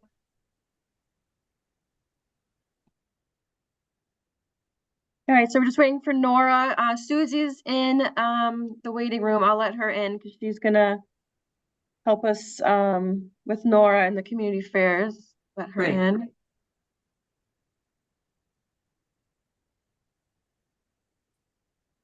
I look out the window and I see the weather and there's Susie sitting in her car without her sweater on. It just makes me crazy.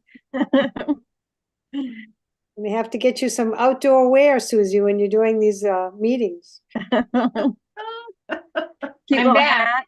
hat, some earmuffs maybe. Yes, yeah, put some earmuffs on. Yeah. You got to get a little bit more trendy with Oh, the there's trees behind her. This is obvious.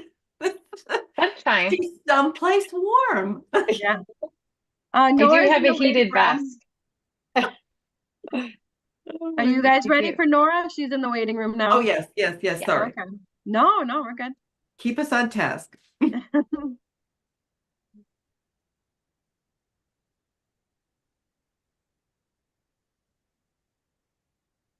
Hello, Nora. Hi, Nora. Well, I think you're on mute. Mute. Sorry. There you No, go. Hi, Nora. Hi, how are you? Nice to see you. You too. So I'm Nora, just- let me introduce myself and Lisa, and I think you know Angie.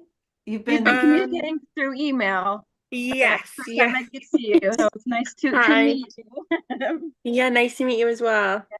So Lisa and I serve on the select board, and that's how we get to do the interviews. And you mentioned in your application that you heard about this position from Susie, so I understand that you've talked a little. Yes, yeah. I've sat in on a couple of the community affairs meetings already just to sort of see how it all ran. And I imagine Susie would like you actually approved before town cleanup, huh? Yeah, well,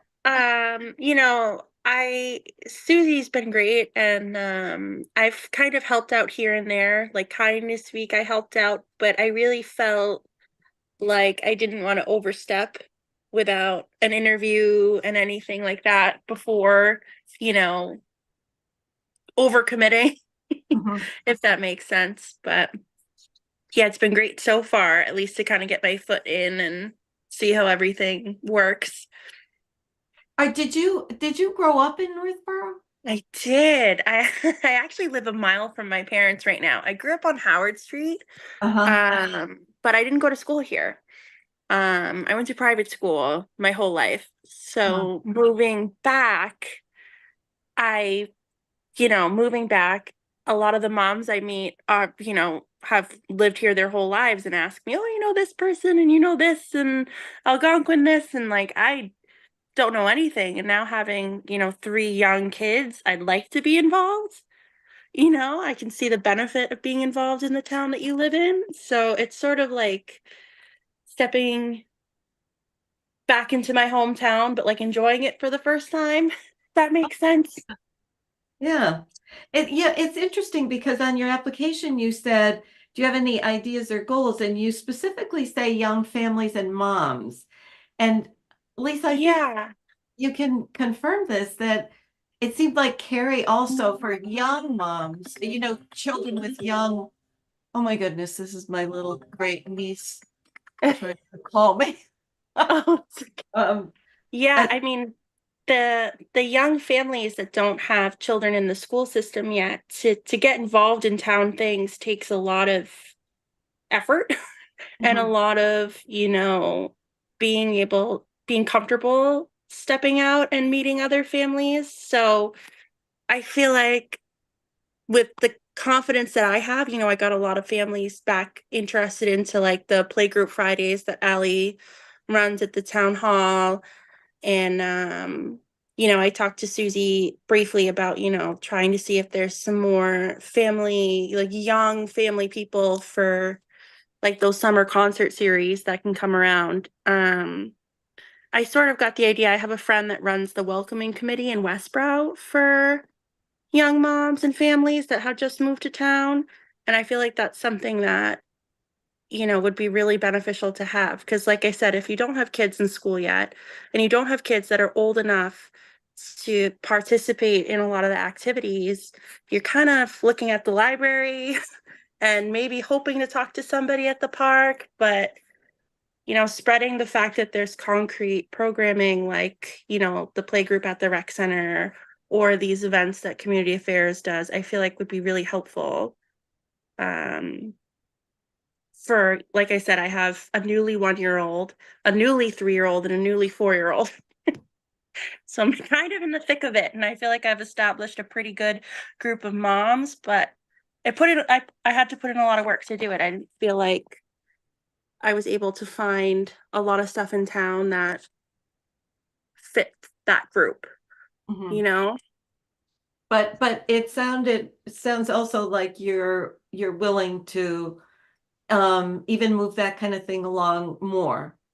And yeah, even, getting the families to go to the events that the towns do, like the mom group chats that I have, getting them to go to some of the stuff that happened at Kindness Week and getting them to, go to some of the programming that Apple Fest has. Like once they know somebody that they not feel comfortable around, they're more willing to participate. And I'm happy to be that somebody. I married into a really big family. My husband's one of 7. I have 24 nieces and nephews. So I feel like I'm just kind of used to opening up my door and saying, yes, come on, like, come join in. So I think Susie kind of pinged in on that and was like, that would be great to have. Like, we definitely don't have a foot in with the kids who aren't in school yet, Right. when I moved here, I was at the other end of the age continuum. My children were, already in high school or college, and so I completely get it. It's, people I met would be like, "Oh, don't you remember, that teacher in 4th grade?" and and meeting on the soccer field and that sort of thing. So Yeah. yeah. Yeah. So so you've been to meetings, and Susie kind of told Nora the ropes and meeting times and activities and everything. Is that safe to say? Yeah, I would say I have a general idea as to how the Community Affairs Committee runs, at least when it comes to the meetings. And like I said, I helped out at, an event at Kindness Week, but I didn't want to, overstep in any other areas yet. I do know that the town cleanup is coming up. So you're right in the sense that she probably would appreciate the help. And even like the summer concert series and those sorts of things. Yeah, She's downplaying her helpfulness. She helps us book a balloon lady. She's offered help for the tree lighting. She's been very helpful, and even at the meetings, she dove right in. And she does hit a demographic. Like when a lot of us started on the community affairs, I was where she was, and I was dragging all of my friends to join the community affairs. And just like Lisa Hodge, Lisa was at Nora's place when she joined, and she dragged all of her friends to join. So we would love to have Nora join the community affairs because we need that demographic. And she was right. And she talks Nora, I want to bring up too what you had said about COVID, like, and the effect Yeah. that COVID had on the moms that were meeting from that time span, because it's really hard for them to, like, socialize. And so I was like, oh my gosh, I didn't even think about that, because, like, even for, like, the PTO sense for that age group, for the kids in my grade, Teddy's grade was like in kindergarten. It's really hard to get those parents engaged that were starting out in kindergarten. So I can totally identify with, her and getting the moms out and everything. So it's like, it's that whole mindset. So we were like, yes, how can we reach them? How can we get, how can we start thinking of events, and how can we really get to that part of Northborough and get them out? And, we would just love to have her, because she's always willing to help, and she's got ideas, and um and she knows our schedule, and she sees how we work. She Yeah. understands the workings of the community affairs and our madness, our sometimes madness of working. Well, and don't Yeah. forget her big family or her Oh, husband. yeah.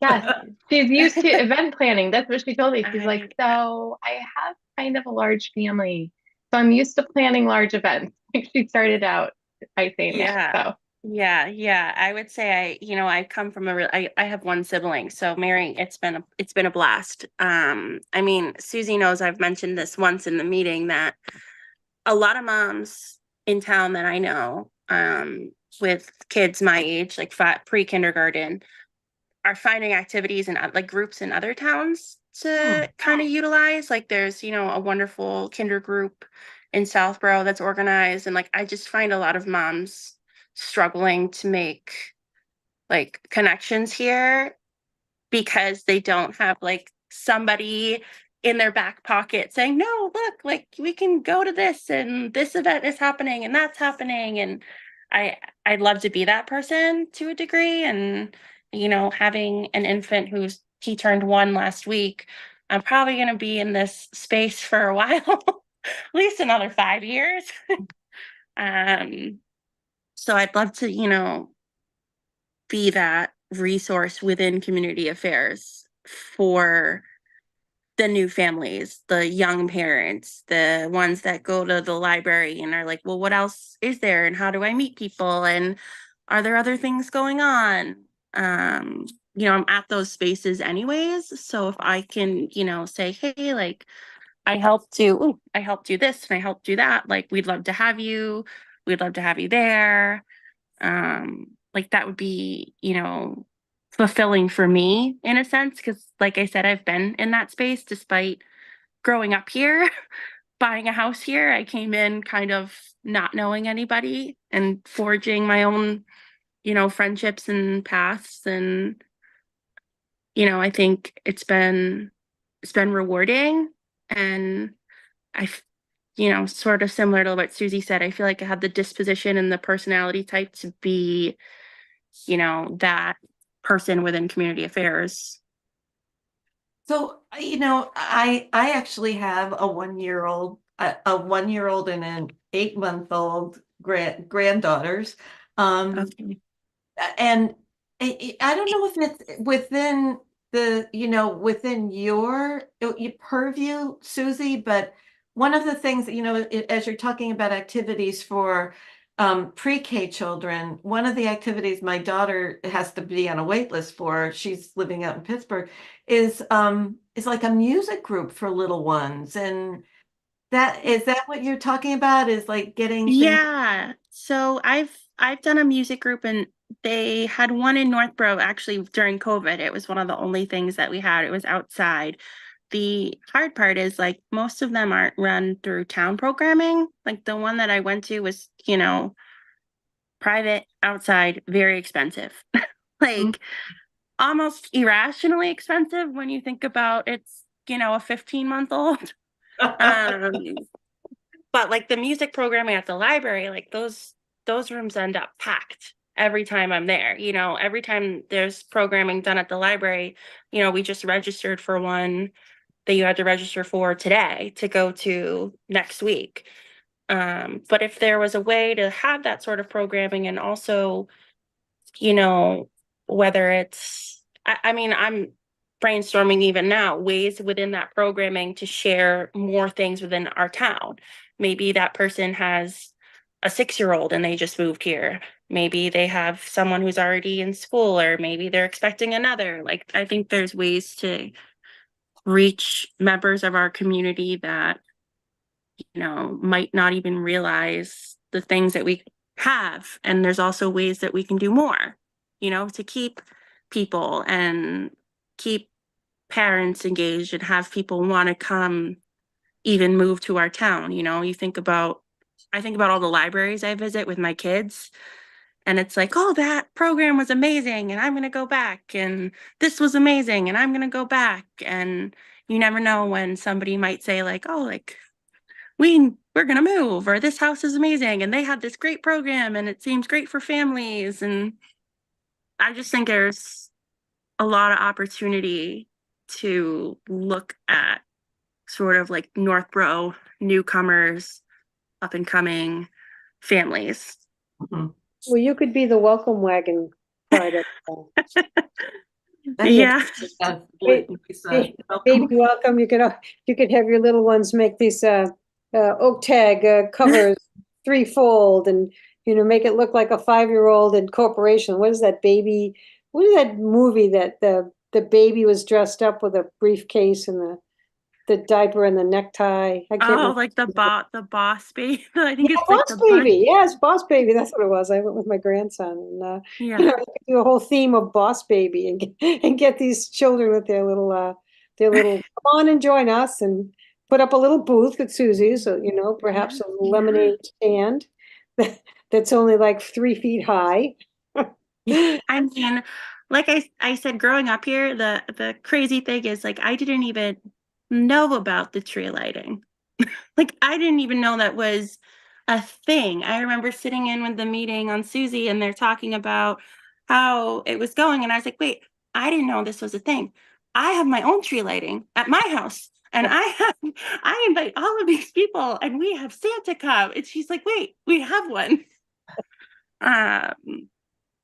So, like I said, getting the word out, I think it's hard to, I think it's easier from person to person than it is, via email, or, social media's been a huge benefit. And I know, there's like a Northborough moms group, and, I started a Northborough, like Boroughs Moms of Little group, where I can, talk about Apple Fest, and I can talk about, the summer concert series and those sorts of things. And Susie mentioned, offering up the balloon lady. Like, I just happened to have her come to my house for something that we were doing.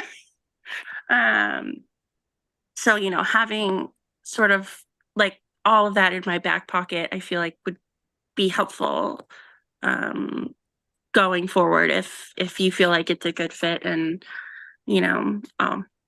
those things. That's great. That kind of leads me to a question that really would go to both of you, Susie and Nora. So the town is doing, we've done a whole study on downtown revitalization. And one of the things that struck me is that the consultant said that having activities in town is paramount to having a town that feels like it has some energy. And your committee does a lot, but how can the town help you? I mean, Susie might have Parking. more background on that. Parking. Parking. I've always been told that I can never tell people where to park, because people ask me where to park and I just have to say no comment. Wow. We'll have to do something about that. I can't tell people where to park. Because I would love to utilize the town common more. I know I'm also going to have to be able to find a new tree, or I have to have a new tree soon. So that's something else the town could help I mean, just, from personal experience, walkability, my two daughters just started at Nativity. So I park there, but, walking from Nativity just to the center of town, like that sidewalk next to Z, like it's just not accessible for anybody to walk on. I try to even like go for a run and, you're worried you're gonna like trip and fall. And so being able like, a lot of the moms are like, oh, we could drop our kids off and go for a walk, not to sound, you know, harsh, but we end up walking through the cemetery because it's the like most paved, like it's just the easiest, most paved way to get sort of anywhere is taking, the path via the cemetery versus if we just, walked right downtown, like going from Nativity to Assabet. That's not a particularly far walk, but there's so many people who pick their kids up from school and drive them to a different park or somewhere just because it doesn't seem easy to get to. When like if you look on it on a map, it is easy to get to. It just doesn't look like it. Well, we're working on all of those things, but we need a lot of voices. So yeah, please keep talking. Connecting the sidewalks that we do have and making them safe would be good. Fixing the Assabet parking lot would be great because I bottom out in my minivan. Yeah, that parking area has been a tough one. Yeah. Leaving if you leave the wrong way. I love what they did to Assabet Park. I wish my kids were a little younger, but it's now. That's a busy park. Yeah, it gets busy. It gets busy, which, like, I feel like when you talk about community programming and stuff like that, like the big open space, like the splash pad, stuff like that, like there's ways to integrate programming there to a degree. Like there's that big grass on the left that I feel like is just sort of underutilized. I don't know, like I said, I don't know a ton about any of it, but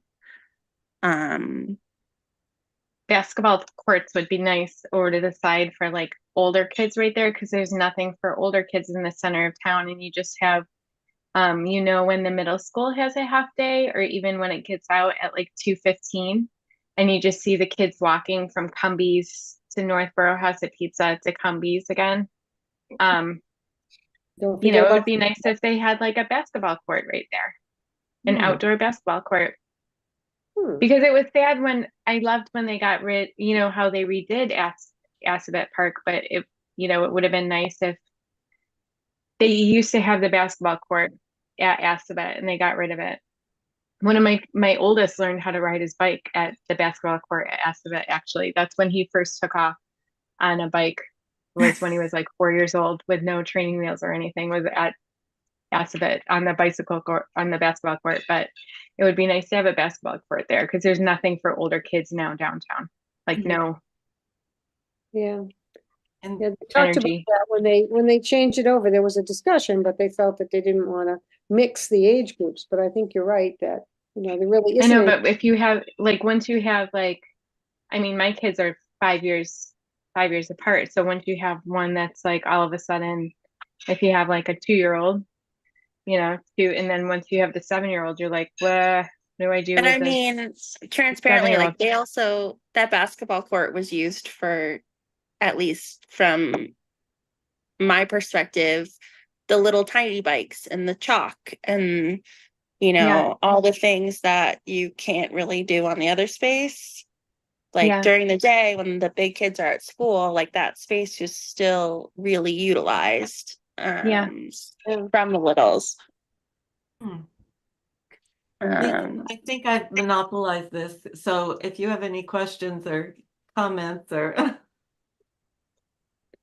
No, honestly, I'm just thrilled to, have the opportunity to possibly have a seat at the table. Like I said, I know newly 4, newly 3, newly 1-year-old life is a little hectic, but I didn't grow up involved in the town, so I'd like to be, I'd like to watch where my kids grow up flourish and say, oh, like I remember when this was this and we did this for you guys, and the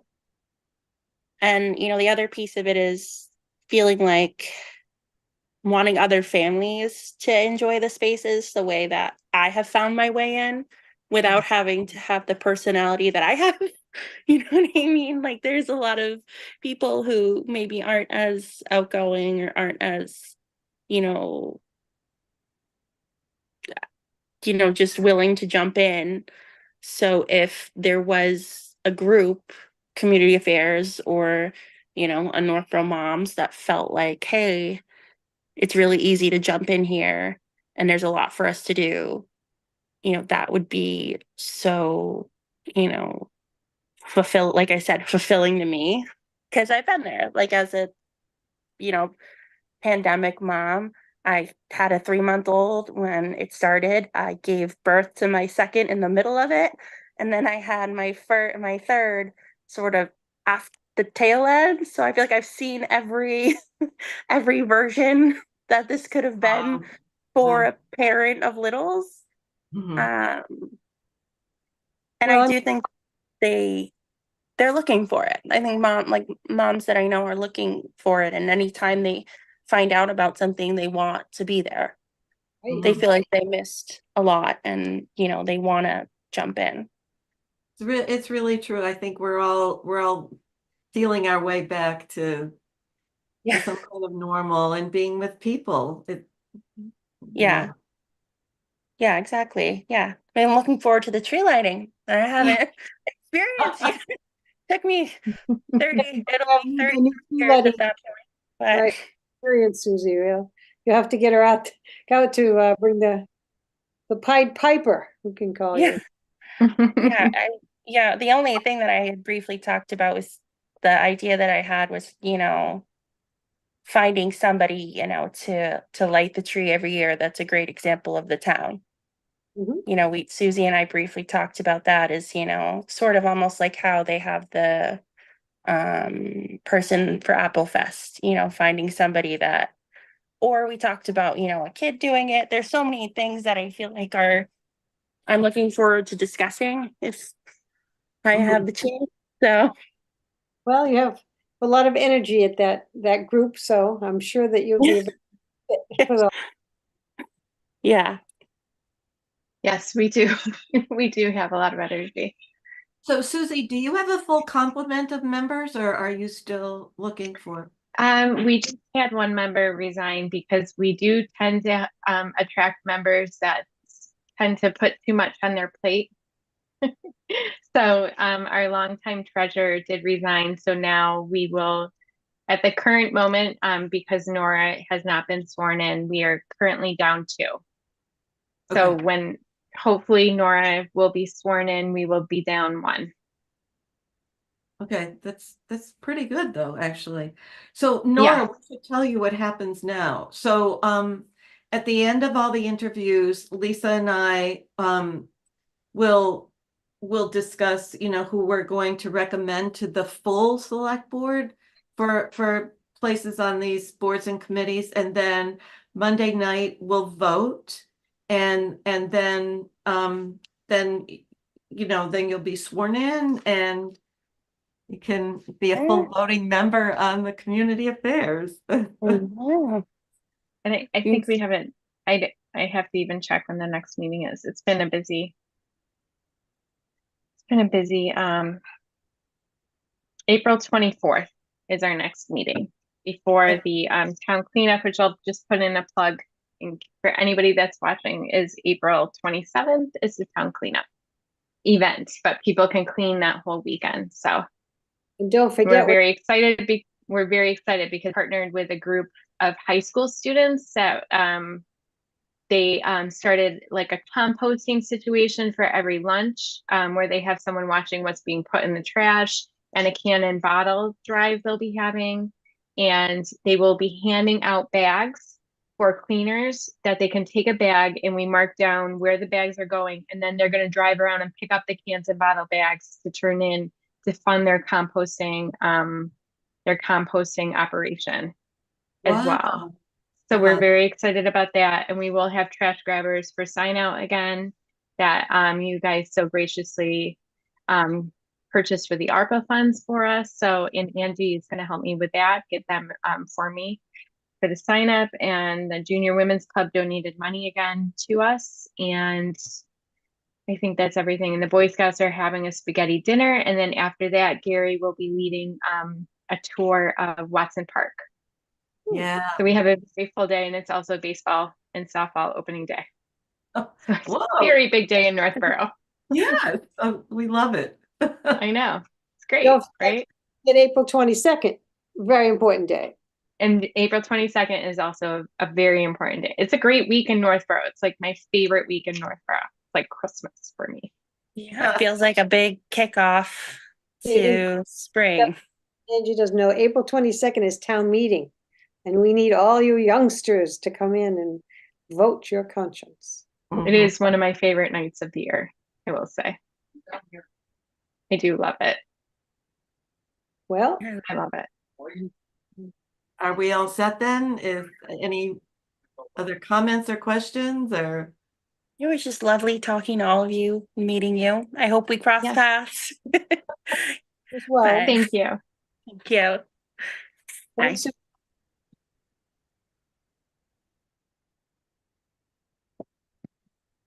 Okay, I guess are you on for the next one too, Susie? No. I don't think so, right? Good. No, Well, you're all the next set. one Thank is I'm you all so done. much. Okay. Thank And- you. Thank Thanks, you. Susie. See you guys. Bye. Have a good night. Bye. So Terry is caught up on business someplace else, and I don't know if she got anybody else to fill in for her, but you know what, I'll go to those meetings a lot. If there's- Sorry, I have Julie in the waiting room right now. Julie. I don't know. Let's see. Is she part of Cultural Council? I'm gonna check. Julie, That makes sense. Jen, there's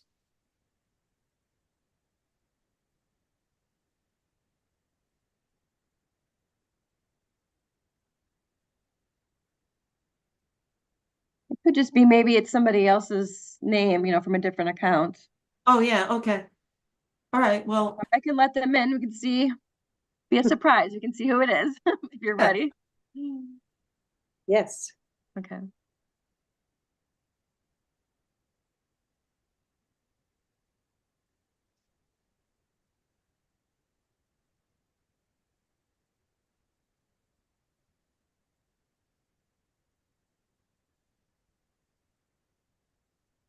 So this is Anna. This is Anna. Hi, Anna. Hi. I think you're on mute, Anna. I have my son-in-law helping me. Perfect. Thanks for doing this. We appreciate it. That's Terry Okay. Underwood was going to join us as well, but I'm sorry, Julianne. You said she was caught up. yeah, so Okay. she's not gonna be able to make it, but Okay.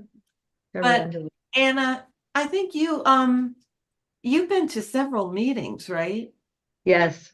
So you pretty much know the workings of the Cultural Council, but let's back up and Okay. make sure that we've all been introduced. So we have Angie, who is our staff person, and myself and Lisa serve on the select board. And you've been waiting quite a while, I think, to be officially named a member of the Cultural Council, right? Right, exactly, because I couldn't vote. Right. But according to Terry, you've been really helpful and doing a lot of work volunteering. So Yes.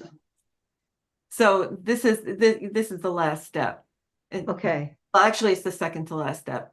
Then we have to make recommendations to the full board, and then it will be official. But so thank you very much for volunteering and getting involved. You've been in town for a little over 3 years.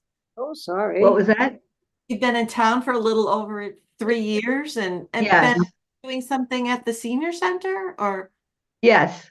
Yes. I work at the senior center with in the bistro.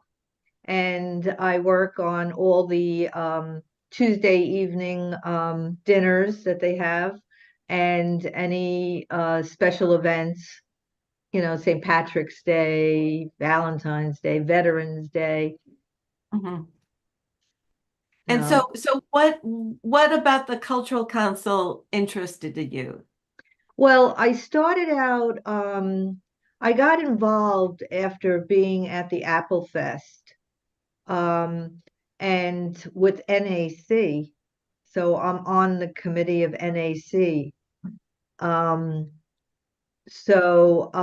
wanted to get involved in the neighborhood. I met her at the Apple Fest and I liked what they were doing. And so I started there back, I think in December. And I've been very involved there, which is nice because, someone told me, well, what about NCC? And I said, all right, I'll look into that too, and it's nice to know that they really collaborate. And since I'm so involved with NAC, we're having the auction on April 27th. I recruited artists donating their paintings. And it's been really good for me because it got me out into the neighborhood, and I'm a pretty social person. So after retirement and getting involved with the committees is a good thing for me. Mhm. The Cultural Council is doing an awful lot, and just if there's people listening, the NAC is like the fundraising arm of the Cultural Council, right? Yep. It's called the Northborough Arts Council, is that correct? Right. And it's very nice. I love being involved there too because I came to the table and just gave a lot of ideas for fundraising. So I think it's been good all around. We just had a meeting yesterday and for the auction that's coming up.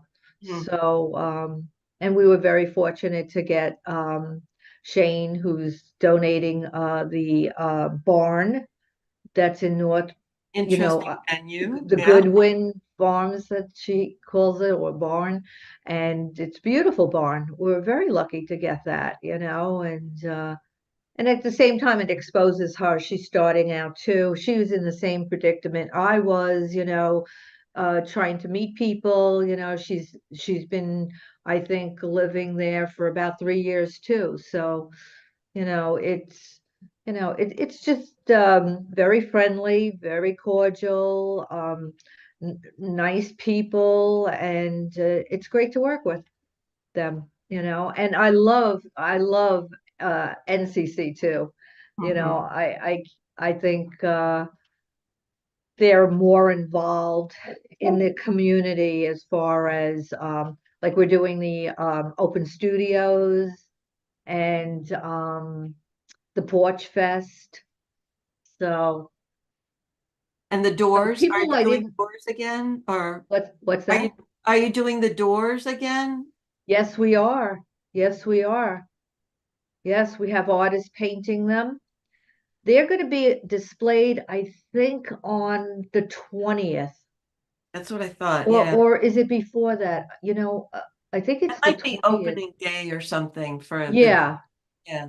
Yeah, so they'll be on display and we have all the doors ready and the artists are painting, and that's a beaut that I wasn't there for it last year, but I saw the pictures of what they did on the doors and it was gorgeous. Yeah. So we have some really nice artists, so are you coming to the auction? Were you Yes. invited to? Yes. Okay. All right, that's good. Very, So, very excited about that. That's going to be a big day in town. yeah, and it's going to be unlimited beer and wine and hors d'oeuvres, and we have desserts, and we just have it. It's going really nicely, Well, even with what's the amazing to donation. me always is that um you know, there are so many creative people, so many artists of different types, whether it's Mhm. music or ceramics or, you know, just the painted art. There's a lot of creative people in this town. And Yes. but the important thing, like for Lisa's and my perspective, is that those are the kinds of things that really can define a town. You Mhm. know, make it have, you know, personality. It's Right. Right. Their own uniqueness, their own trademark, their own, oh, Northborough, I mean, especially when we get more painting done on the electrical boxes and I don't know, we're trying to get those big apples, and yes, yeah, yes. so, this is it's gonna be beautiful.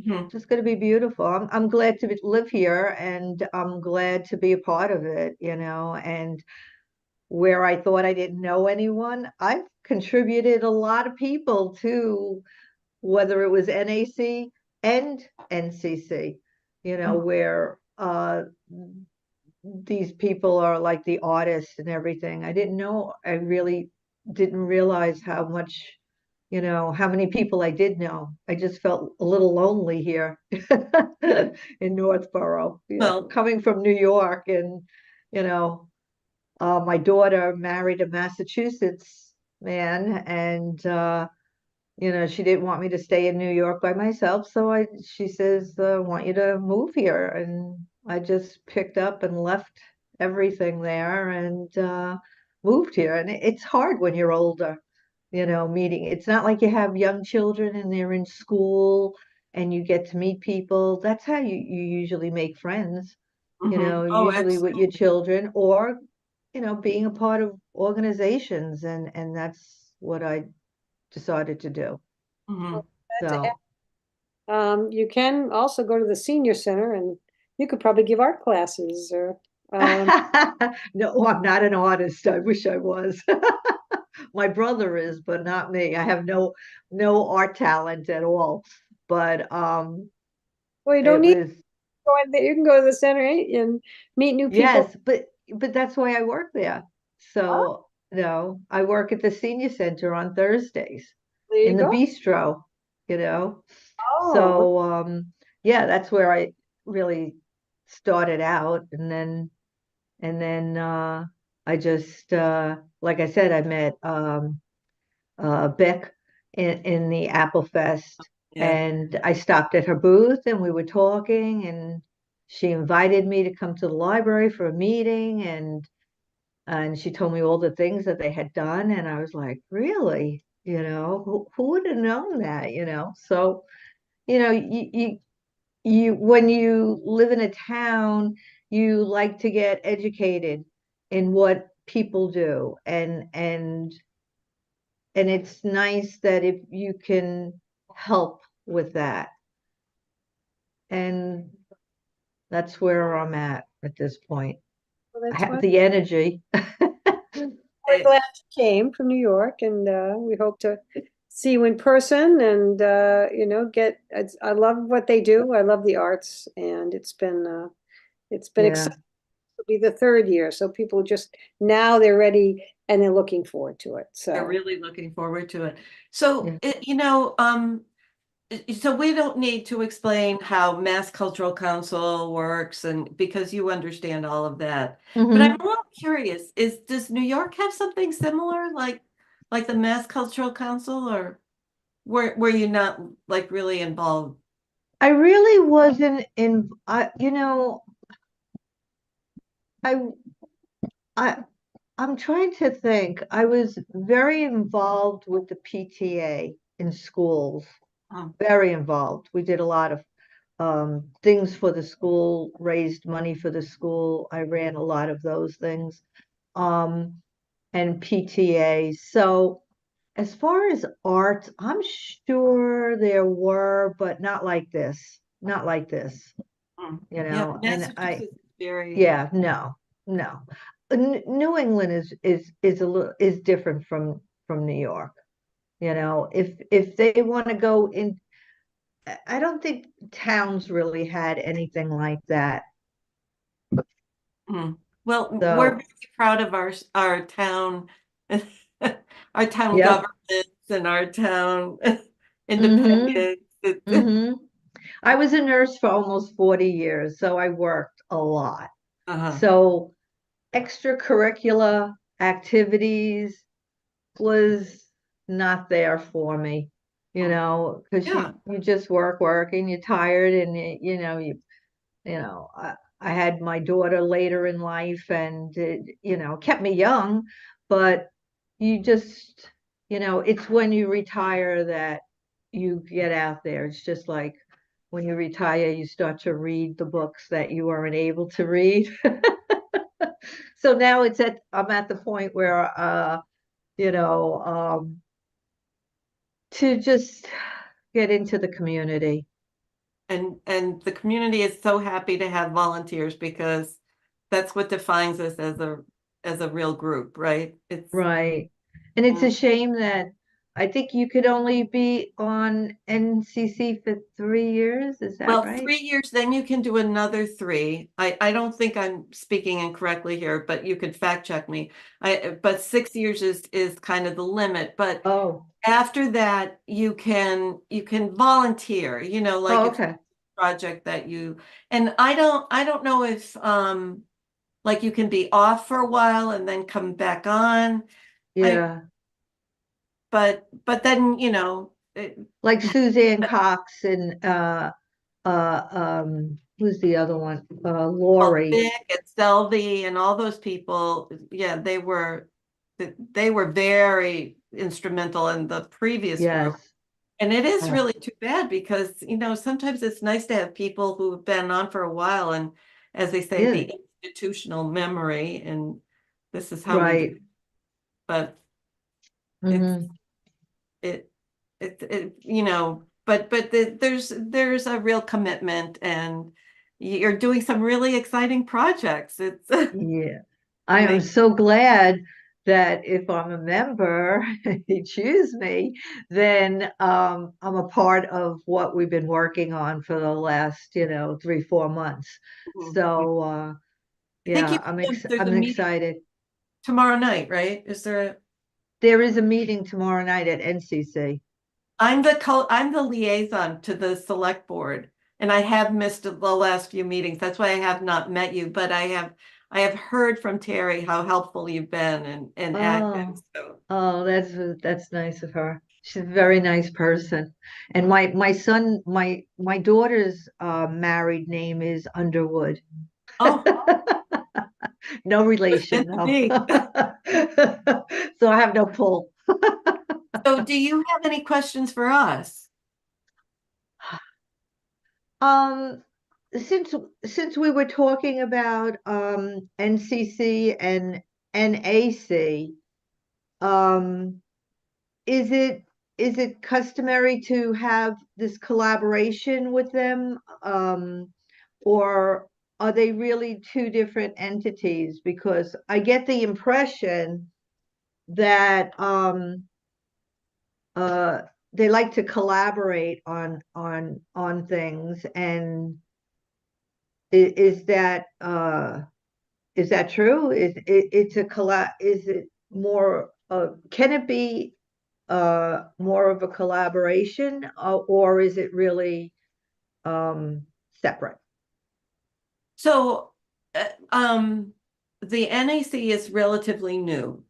That I remember attending a meeting several months ago where Vic presented, how it was going to be organized, and they have to be a 501c3 or something like that, very specifically. I think what they did was they realized that other towns had this kind of fundraising arm, but it probably has to stay, they have to have their definition, and cultural council has its own lane, as people like to say now. So I don't, I can't really tell you how much they're going to. I'm just curious. I'm just curious, like, why did they even develop if I it's so think a lot close of it is to? fundraising and promoting the cultural council and their activities, and because of that whole thing with the, you know, with the membership always changing because of the 6-year limitation. Oh, But I think it's also that other, I would have to ask Vic exactly, but yeah. I don't think it's, I think other towns are doing similar things. Oh, You know, cultural council, as you know, is so busy doing the activities. You don't have time to do fundraising too, and all of that sort of thing. So, right. and I was just curious about that. Like, I feel like um, since there's some things that they want to collaborate on, and then there's other things that, like you say, we're doing the fundraising part. But I was just curious, like, why didn't they just collaborate together, you know? And you know, I was just curious like that. It's like you almost don't want to step on each other's toes, Mhm. and they're very good at working with each other because you could hear comments coming in and out. Well, you know, Terry's doing this, and we could get together and do this, and it's very comfortable, I should say. You know, even though they're two separate. Um, so I was just curious. Well, you know how at the senior center they have friends of the senior center, Oh, yes, yes. you know, and they do a lot of, you know, they complement a lot of what goes on there, but they, you know, they support it in other ways too. So I think this is kind of like how it's going to be done. We'll find out more at the Yeah, end, I guess. I guess so. But anyway, if there's is there anything else, or No, am I supposed to ask anything else? only if you have questions? I don't really, and if I, you know, I really don't. Okay, I well, really don't. Well, I was just you've been attending these you know, right. sometimes applicants have a lot of questions because they haven't had a chance to attend a meeting or even, you know, but you've been very active already. So I think Yes, right. you know the deal and how much, Yeah, you know, when they meet, how much time it is, and yeah. certainly a Mhm. lot of the members already. So Yes, yes. you're in good Yeah. shape. So like I said, you know, Lisa and I, after this, we go through the list of all the people that we've interviewed today. You're the only person applying for cultural council, by the way. So Oh, yeah, okay. um, Maybe uh, you know, I could recruit some more. please, because there's plenty of openings on cultural council. They can have a lot of members, and the Yes, more members you have, the more you can get done. Because right.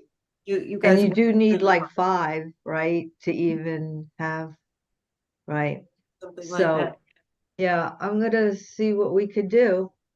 Well, Could thank you so see. much for volunteering and volunteering at the senior center. And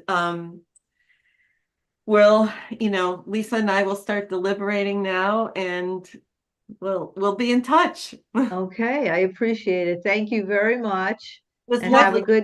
have a good night, all Yes, right? you too. Okay. Bye now. Bye-bye. Okay, Evan, leave, push leave. Yeah.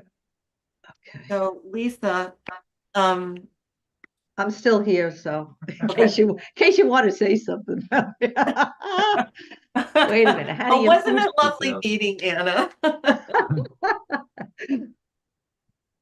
Hmm. So Indeed. we have Susan Harvey for Council on Aging, Mhm. Terry Wolf, Youth Commission, Nora Biggins for Community Affairs, and Anna Katzenberger for NCC. So I Thought we had some motions put together after we talked. okay, so here's how we should do this efficiently. Hmm. I'll make the motion, you'll second, and then we'll do a vote. Do we Which- want to discuss it all, or are we just gonna make the motion and vote? Definitely. So let's start with Who was their first person? Was, Sarah, right? who was it? Susan Harvey's first. Susan Harvey was first, and she was for Council on Aging. Correct. Correct. So I'm just stacking my people together. All right, so we have 4 to do, right? Mhm. And I did have, I thought I had a little sheet that had my motions all set up. Maybe it's on the computer. Well, I have the motions, but let's discuss Susan. Okay, so Susan is already very active at the senior center. She's been in town for about a year and looking to, get more active. And, one of the very positive things about her application is that Kendra kind of sought her out to serve on the Council on Aging. So she's, as you mentioned, she is such a friendly face and knows what's going on at the senior center, and I think she'd be a great addition. Well, I have to agree with you. I think she'd be a fabulous addition. She's youthful and a little very exciting. I mean, you can just see it in her face, and her demeanor is just I think a great great asset to the community. And having her already spend some time there certainly gives her a little leg up too, because she's familiar with some of the people and some of the things that are done. So I can't think of a nicer person that I've just met that would be wonderful for that. So. And let's not forget her marketing experience, her marketing background. So, do you feel comfortable if I make the motion now? Yes. Okay, so I move the interview subcommittee vote to recommend Susan Harvey for appointment to the Council on Aging for a 3-year term at the April 8th, 2024 meeting of the Select Board. I second. Okay, so all in favor, how do you vote? When I say my name, since we have it on paper. Do you vote yay or nay? Oh, Lisa Maselli, yay. Okay, and Julianne Hirsch, yes. So we will recommend Susan at Monday's meeting. Okay. Next is Carrie Wolf for Youth Commission. Yes. Now, Carrie, I actually met last summer after meeting her in the park with one of the volunteer outreach table settings that we had. She's very, very interested in becoming a part of the community. And I think that she brings an awful lot with her because of her background and her interest. She's it's a new family, moved to town. It's kind of the quintessential Northborough. I want to raise my family, and I think this is a town that I want to raise them in. And she has a little 2-year-old daughter who's just wonderful, and she was quite excited to do all the Christmas things and the holiday things that we have on our docket now. But especially with the questions that are coming up with the change, the potential human health and human service kind of merger thing. Yeah, I think she's got the energy, she's got the the background, the interest. I think she'd be a great asset for them. Oh my gosh, definitely. And she has such, just the way she has learned from her experience with advocacy and kind of an analytical way of looking at things. I think she'd be great. And also it seemed like Joan asked her some really good questions, and she's definitely got the resume to really help this this group. So do you feel comfortable if I make the motion? I do feel comfortable. So I move the interview subcommittee vote to recommend Carrie Wolf for appointment to the Youth Commission for a 3-year term at the April 8th, 2024 meeting of the Select Board.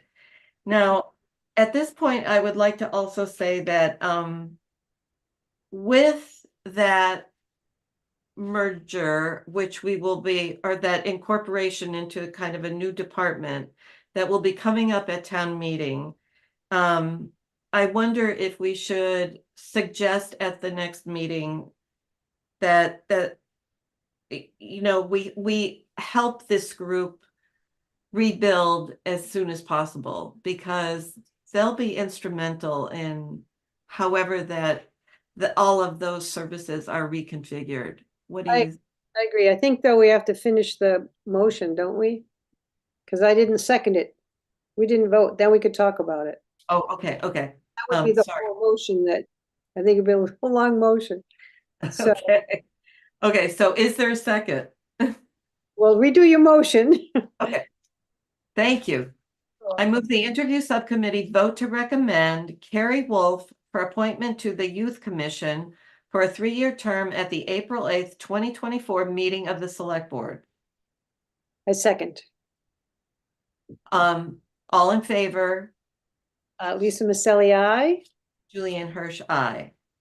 And then you want to again bring something forward to the select board that talks about what you just had gone into about the importance of bringing life back to this Right. commission, and To assist them in any way we can to rebuild that commission, because clearly there are some very, very competent people on that, and they could be very helpful in this new iteration of Health and Human Services.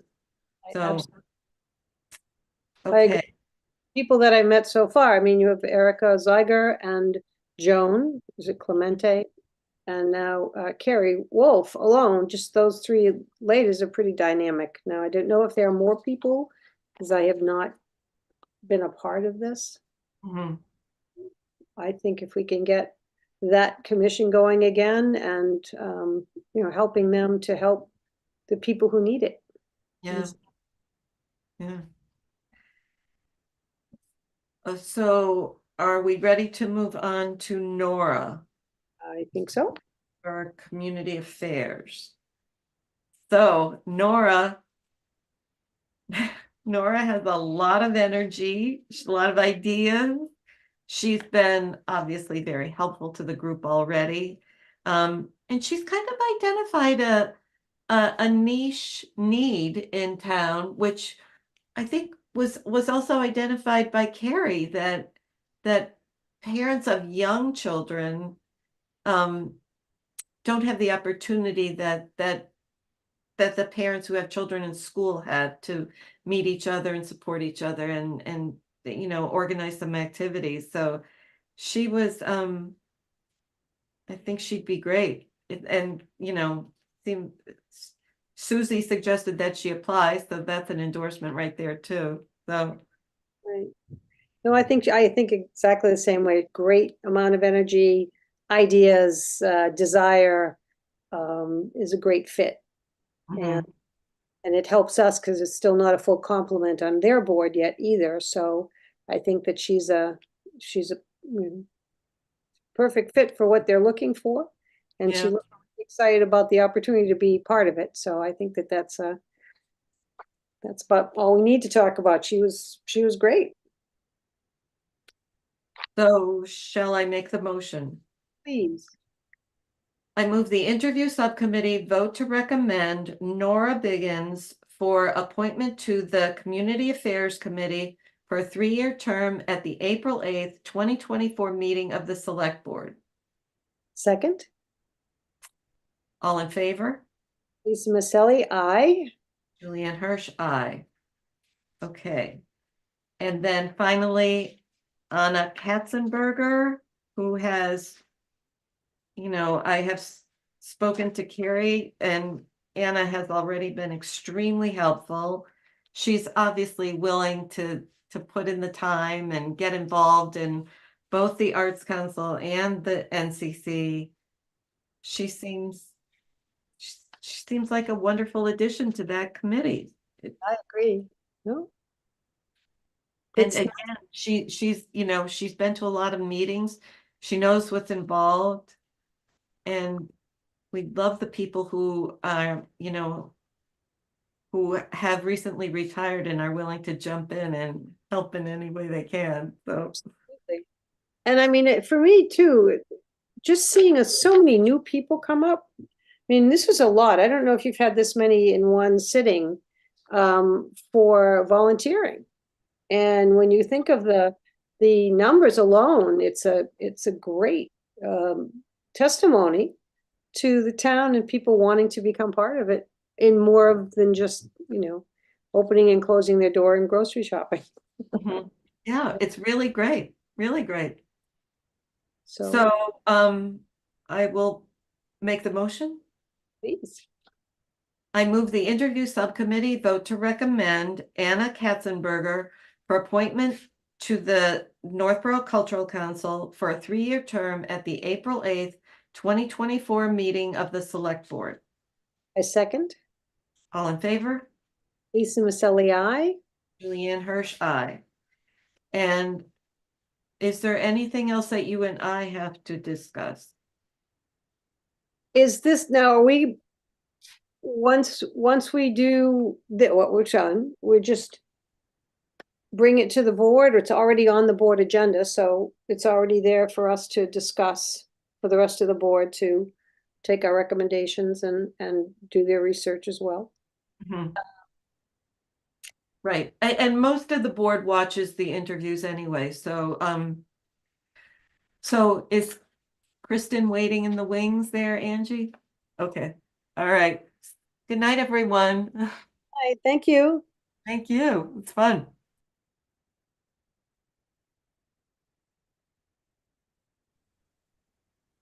Hello. Hello there. It's nice to see you again. Yeah. How you doing, Lisa? You hanging in? I'm telling you, I just said to Julianne, we've never had this. Well, I've never even done this before, but we have such a good amount of people that are wanting to get involved. It's fabulous. It's that, you know, let's get more and more. Maybe by this summer and the more concerts, we'll even find some more people who want to throw their hat in the ring and be part of what's going on. I know, it's super. So I got a little bit of the minutes written, but oh, wonderful. Yeah. So anyway, so you're okay? You've had your Yeah, I'm good. We can talk about our 6 people. Yeah. All right. And then I've got I've got some motions that I can say. So that's okay. You got motions. Okay, good. I know there's only 2 of us, so this is very weird, but I was thinking about it, and because I am good friends with the Nozoviches in general, I kind of would like to not officially be part of that recommendation, if that is a recommendation, you know what I mean? Like I would like to abstain from just talking about Alex. Or maybe you can just make your own recommendation. Is that okay? I'll write the notes, I'll write the minutes, but I think that makes more sense. Okay, so let's start with the people who we talked about yesterday, or we met with yesterday. I have them in order: John Carney, then John Mayer, then Jacob Jones, then Fran. Those were the 4 yesterday, right? In that order? Do you have it in that order? absolutely. Okay, so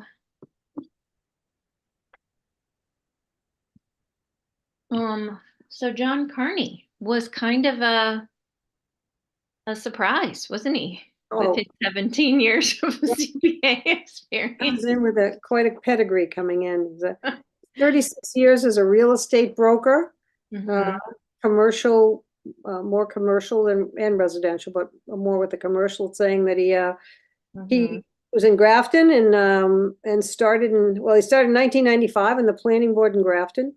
And then from there he went to the ZBA. I don't know when, from 95 on, he went to the ZBA, but within 9 months of being on the ZBA, became the chairman. So, I think he said he started as an alternate and then yes, yeah. moved up and then was the chairman right away. Oh, jeez. I'm trying to find a pen that's a different color so I can have notes from tonight look different than last night's notes. But I was, I liked him. I liked the fact that he was, he was versed in it. He didn't have they had no use variance. Right. Is one of the things that we talk about often. And that he was actually, what was interesting for him to tell us is that he was willing to go as an alternate. Yes. That didn't mind being an alternate and spending a little time there. I think that's a great idea because variances is an important part of this position, and learning a little bit more of that is great. But I would like him, made a part of what we choose as the group. We just have to then decide alternate main. Yes, thing. exactly. So we have 4 spots. So okay, so that can be the initial discussion of that. I agree. I wrote down that, he also is a commercial contractor. I wondered if he knows Tim from Grafton. And I wrote, that the rules here are different from Grafton to a certain extent, but he did seem very familiar with it, and I thought it was great that he volunteered. And I like that he kind of came out of nowhere. So I think we have similar perspectives on him. Let's just talk about everybody a little bit, and then we'll go back and okay.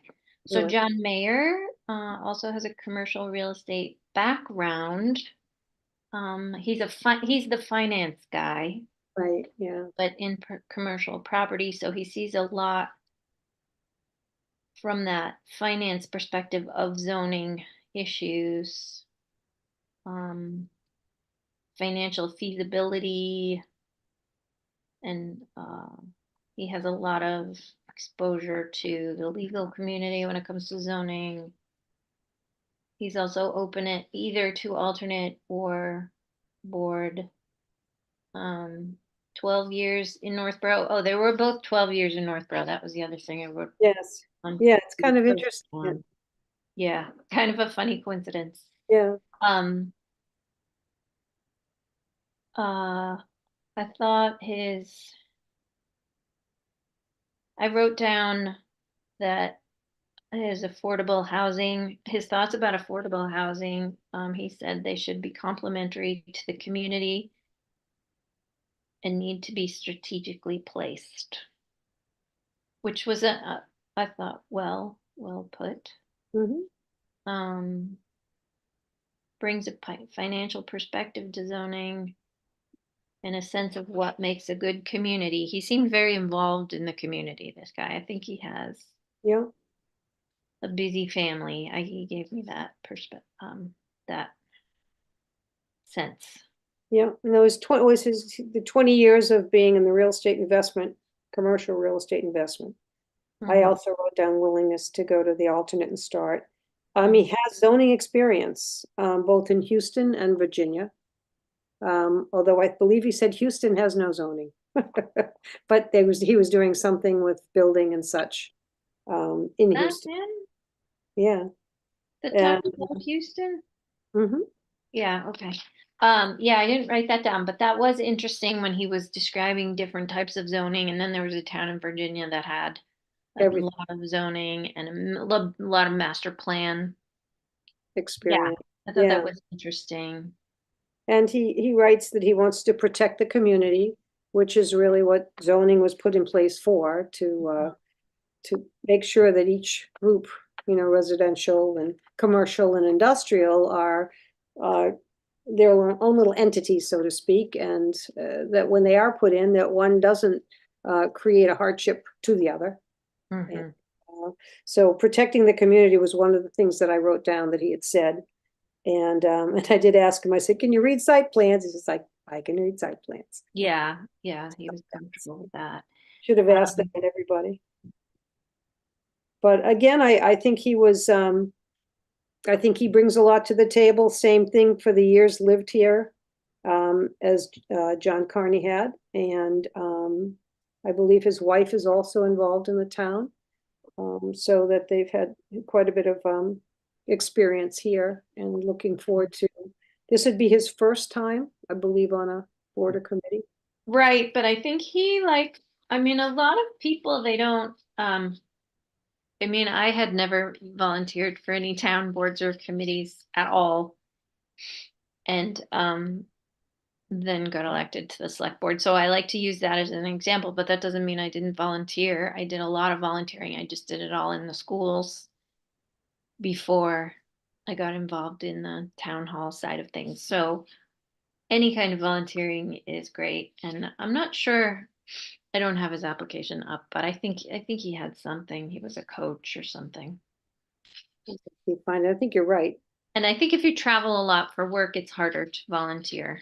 And coaching is good because you usually do it as a part of a duo or a three person team of coaches. So if you are traveling for work and you have to miss a game or a match or whatever, you have other people to cover you. But if our meetings are continuing to be hybrid, then it's not as big a deal for DBA. Okay, did you want to add anything else about John Mayer? You're right, he did volunteering. Treasurer for the Northborough Swimming Association. Oh, right. The Northcourt swimming. That's Northcourt. the secret pool. Yes. And then he's also volunteered for T-ball in the past. So clearly Yes, there's a little there you person in his life. So, but I was, you know, both. Cut your teeth as a coach on T-ball. Right. Yes. He's, I think he's got all that behind him. So that I'm comfortable. I mean, I think again, it's so nice to have options. Isn't it? Really, you know, Nice. It's really nice. Right. Okay. And Jacob Jones on his cruise. Yes. The weather Can you turned out imagine, okay. right? To be on your honeymoon cruise and or anniversary. Anniversary cruise and do your ZBA interview. I would have said the heck with it. Forget it. I'm on vacation. Give me another margarita.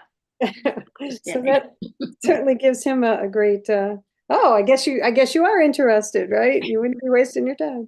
And he comes in as a 10-year attorney, a 10-year litigator. He's an attorney, he's got his law degree, which is great, because I think reading the law and understanding the law, and in his case being a litigator, as he said, he is not a predetermined person. He's going to listen to both sides. He's going to make a decision based on the best balance, which I think is fabulous.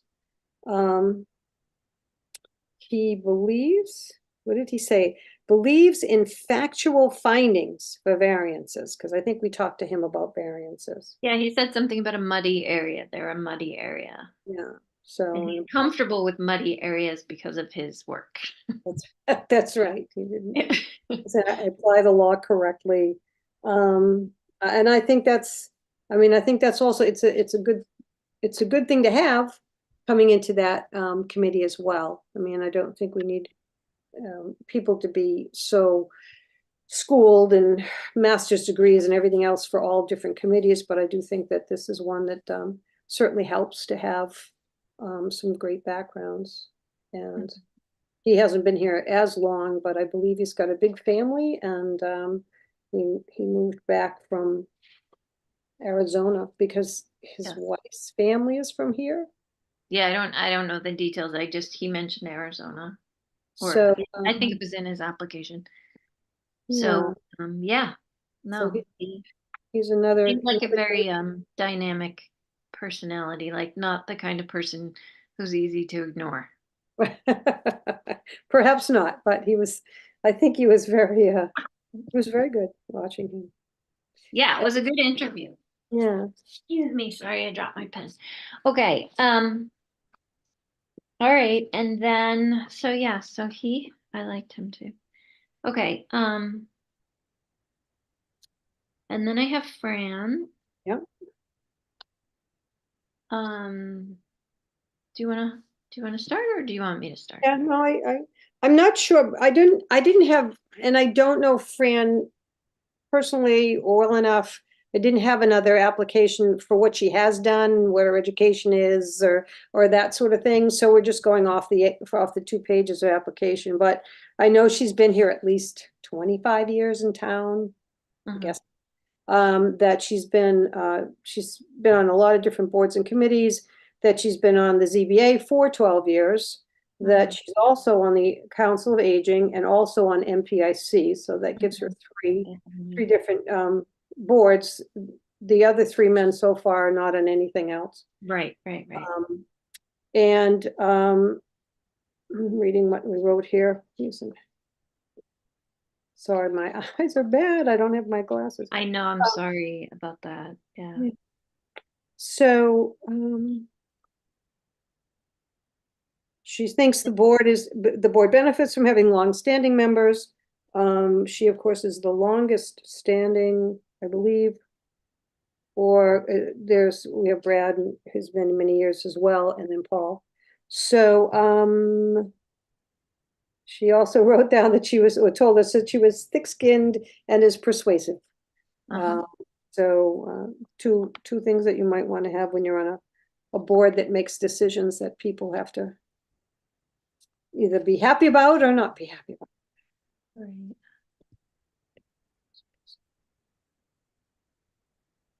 So I wrote down, because I was thinking about this. The end of her interview, she ended with the comment that she didn't believe having only 2 members with more than 2 years experience is what is best for the town. That's her opinion. So to be fair, she didn't know we had this guy who had been on the Grafton ZBA. So if we choose him, that wouldn't be the case. But there was something about that I thought about, and I guess it made me realize that early this morning, that is really what our job is, to do what we think is best for the town, right? And these are essentially political appointees, right? They're appointed by the select board, which is an elected board. So that's how they refer to things like that in, say, Boston and whatever. I think the school committee they're all political appointees. So I was thinking about it, and I thought, okay, well, then this is very much an opinion sort of a thing. And so to me, experience having done this job before in the same town, if they're not voting in a way that I think is what's best for the town, then reappointing that person isn't, to me, what is best for the town. It's not just having the experience, it's what you do on the board and how you use that quite powerful vote of this 5-member board, 7-member board, whatever. I mean, it's 5 votes, right? So the way the member votes is what is important in deciding what's best for the town.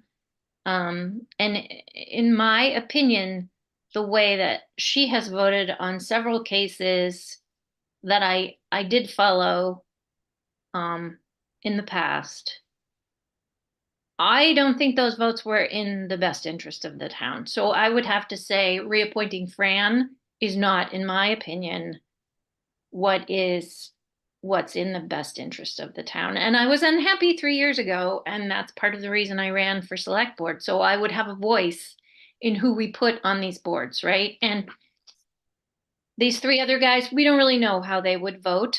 And we just have to go on other information. But with Fran, we do know.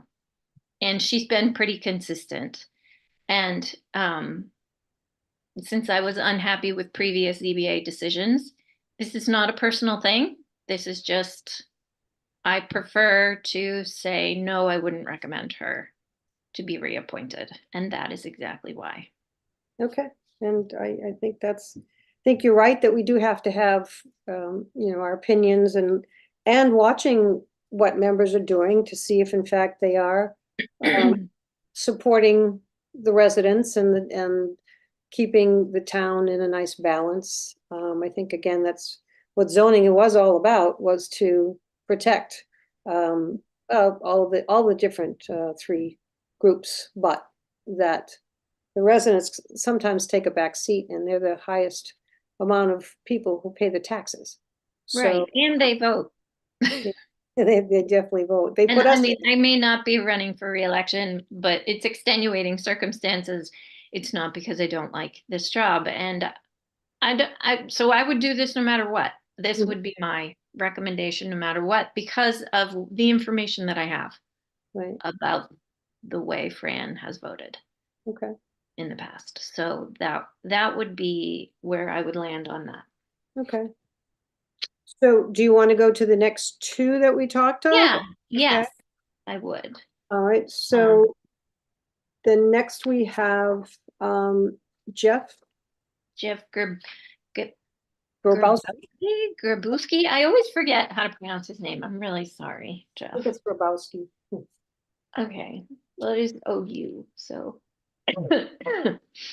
So I think you really pinned him down tonight, and he looked really nervous and anxious. And I think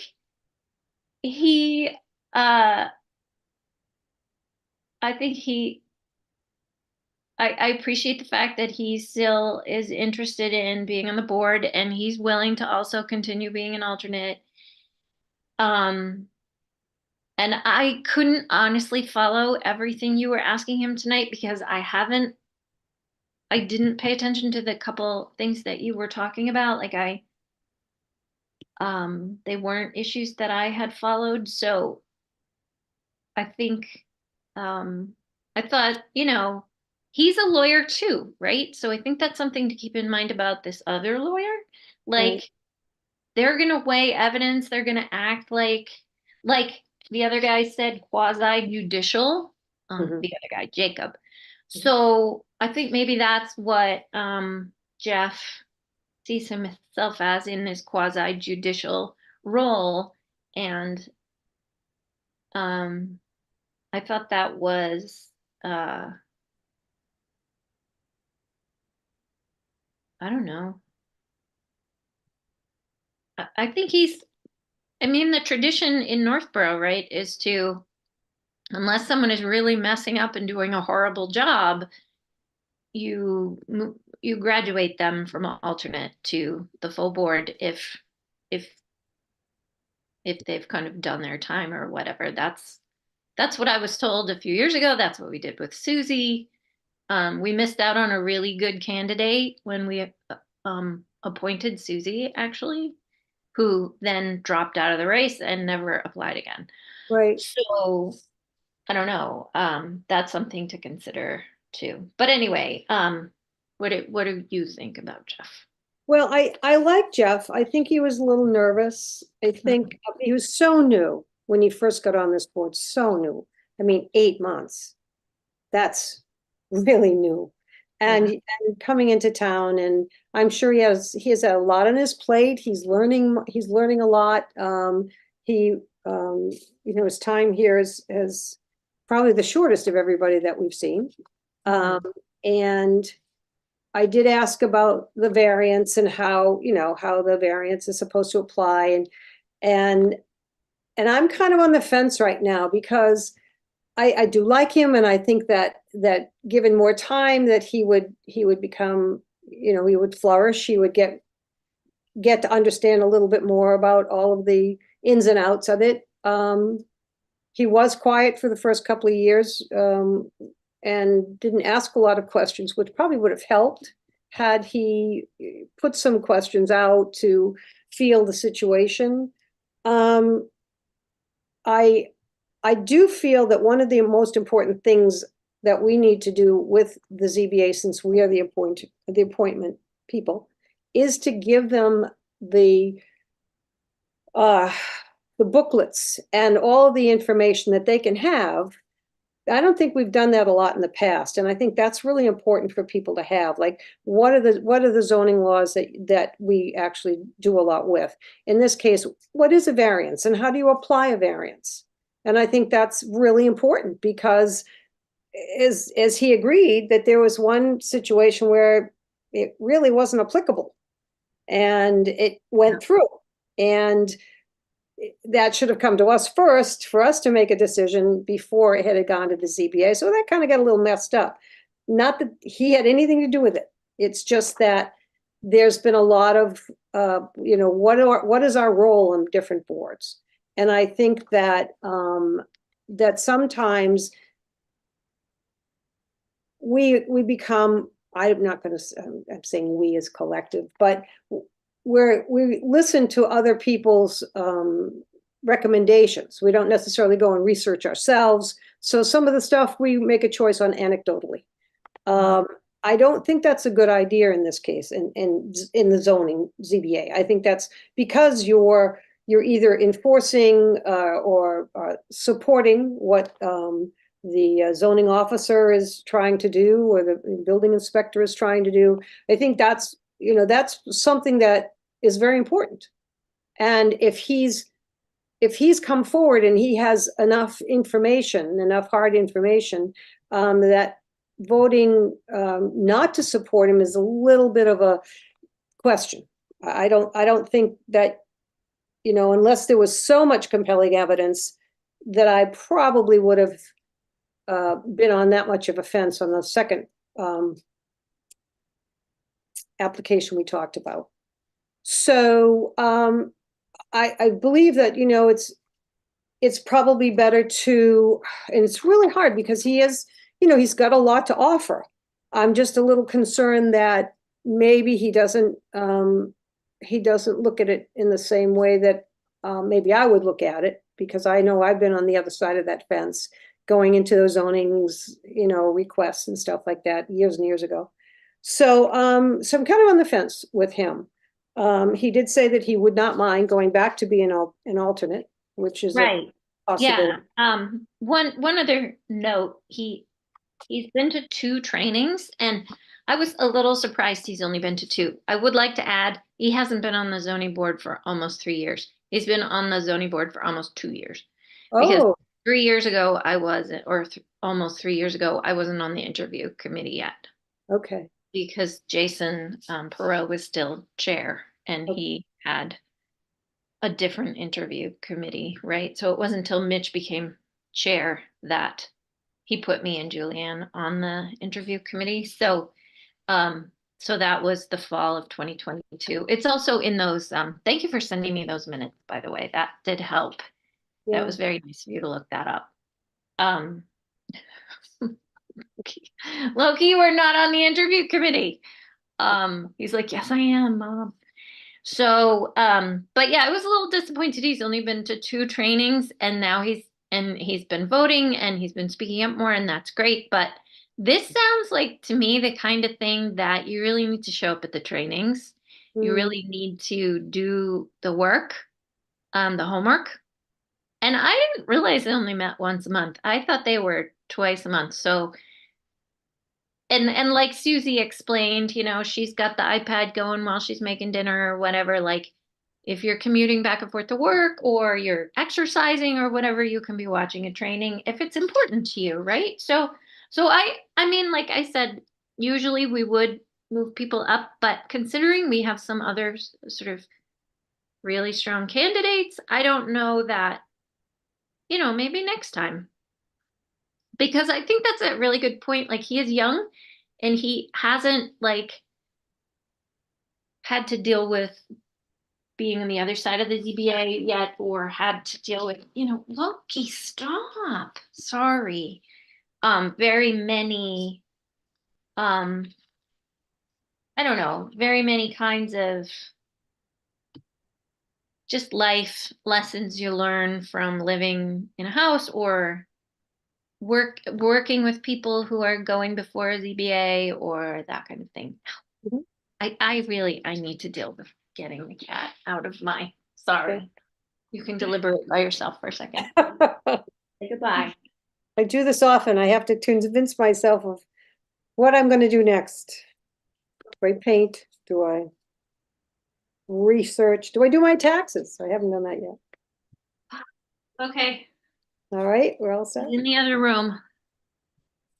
The door closed. Okay. So, so there's a question of which way to go with that. If we do bring in, three or four new people, we would still have two litigated, we would still have two lawyer backgrounds. If we don't, so as much as that is a plus, Yeah. I don't know that we need three. Oh, right, yeah, I didn't think of that. You need a little bit better cross-section of Right. the population, I think, to give you that Right, sense. but I also don't want to remove Jeff really from the ZBA. I don't really feel like we need to do that. I don't think he's messed up enough. And like Jacob's a lawyer too. Yeah, so if you're saying kind of one or the other, I mean, he was a very engaging person, and yes, showing up at the interview from the cruise is great, but I also feel like maybe we could rope him into doing something else. He seemed like the kind of guy who, I mean, he might have an interest in the ZBA, but he also seems like maybe he could be, he seems like he could be interested in a lot of things. So if you wanted one lawyer or another, I don't know, that's a perspective. Yeah, I don't know that. Yeah, I don't know. I think he does. I mean, I think that I'm not gonna. I would not put him out to. If we again, we should probably finish one more. The last person we have. Yes, Alex. That delivered. So that's Alex. You're gonna just talk about Alex on your own. I'll listen. I'll react.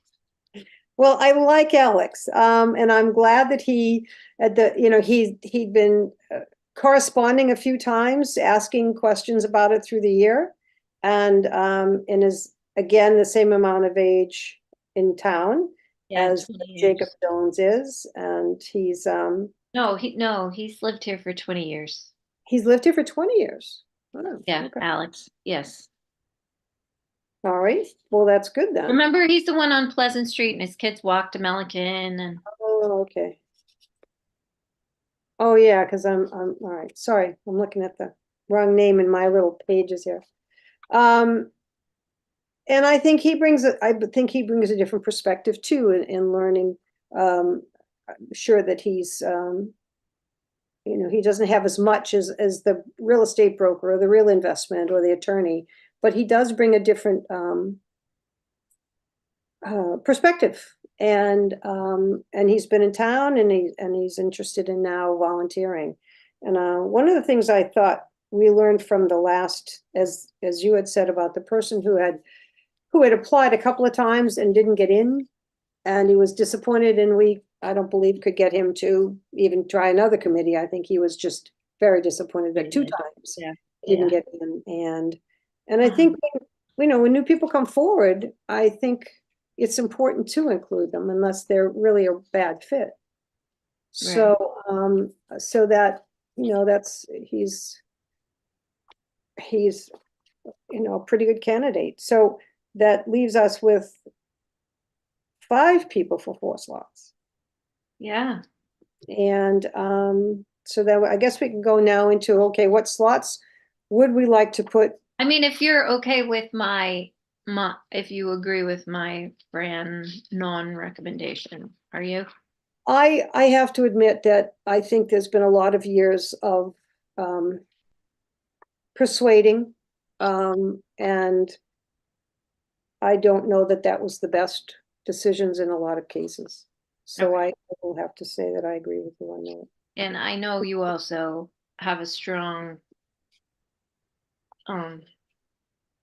feeling that you really want to include new people, which I get that too. So Right. And she is on two other sure. boards. Yep. So that's the other thing. I think we're finding that maybe we don't like to have so many people on so many boards. I mean, you need to get more people involved, not having one person do so much for More the different community. people. Right. And she's done a great deal for the community. I mean, you can't ignore that. She's been a very invested resident and has really, given it her all. So I think that we then go back to the 5 men for the 4 seats. And knowing with Jack or John Carney, as crazy as it sounds, I think I'd like to put him in the alternate seat, as he said, he wouldn't mind doing, because that would give him some time on the variances. And it's not that the alternate doesn't get to vote at times. It's, that he would also bring a great deal to the committee. And that would be, I'd like to put him in that spot. I think that I'd like to. And we're also just making recommendations, right? Yes, yeah, absolutely. So I'm sure that there'll be discussion at the next select board. Yeah, I know. I kind of almost feel like we could recommend the people and then kind of toggle it out. If the other 3 members of the board agree with us, then toggle it out who does what position at the select board. I mean, officially, I think we have to make recommendations to 2 and 2, but yeah, I'm kind of looking at it as, whatever happens at the main meeting. So. Okay. So I would, but that would be my recommendation for Jack, would put him in the alternate. John Mayer, with his commercial investments and such like that. I'd almost like to see him in the main, but I think that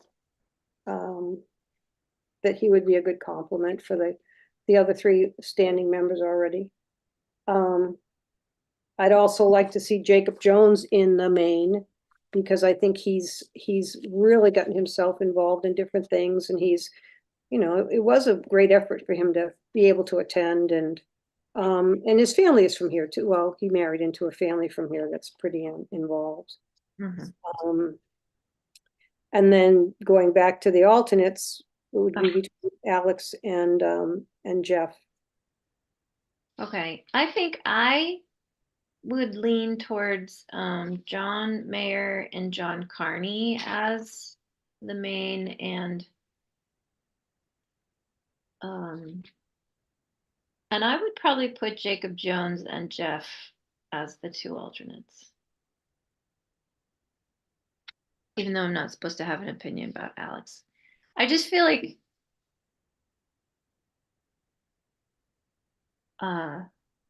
so that is my opinion without Alex. See, that's easy for me because one of them was removed. So. Well, but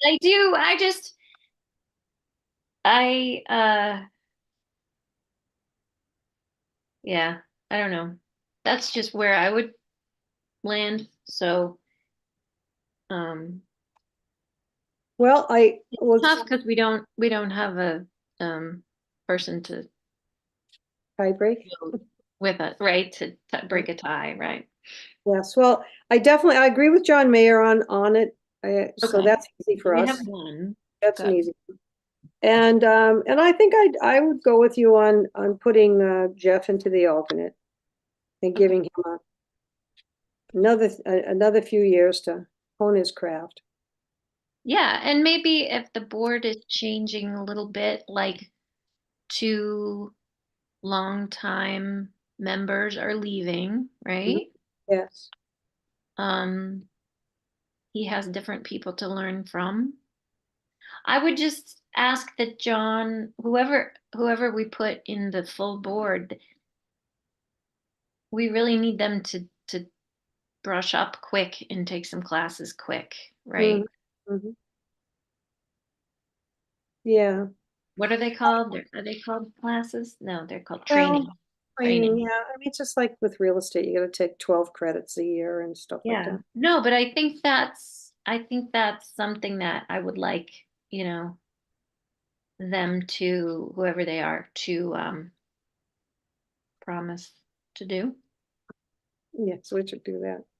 But I actually would prefer to have Jacob on the board, on the regular board. So how do we come to well, what we could do is we could put them on, right? We have our I moves, and then let the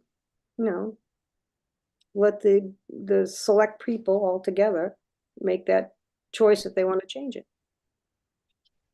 Yeah.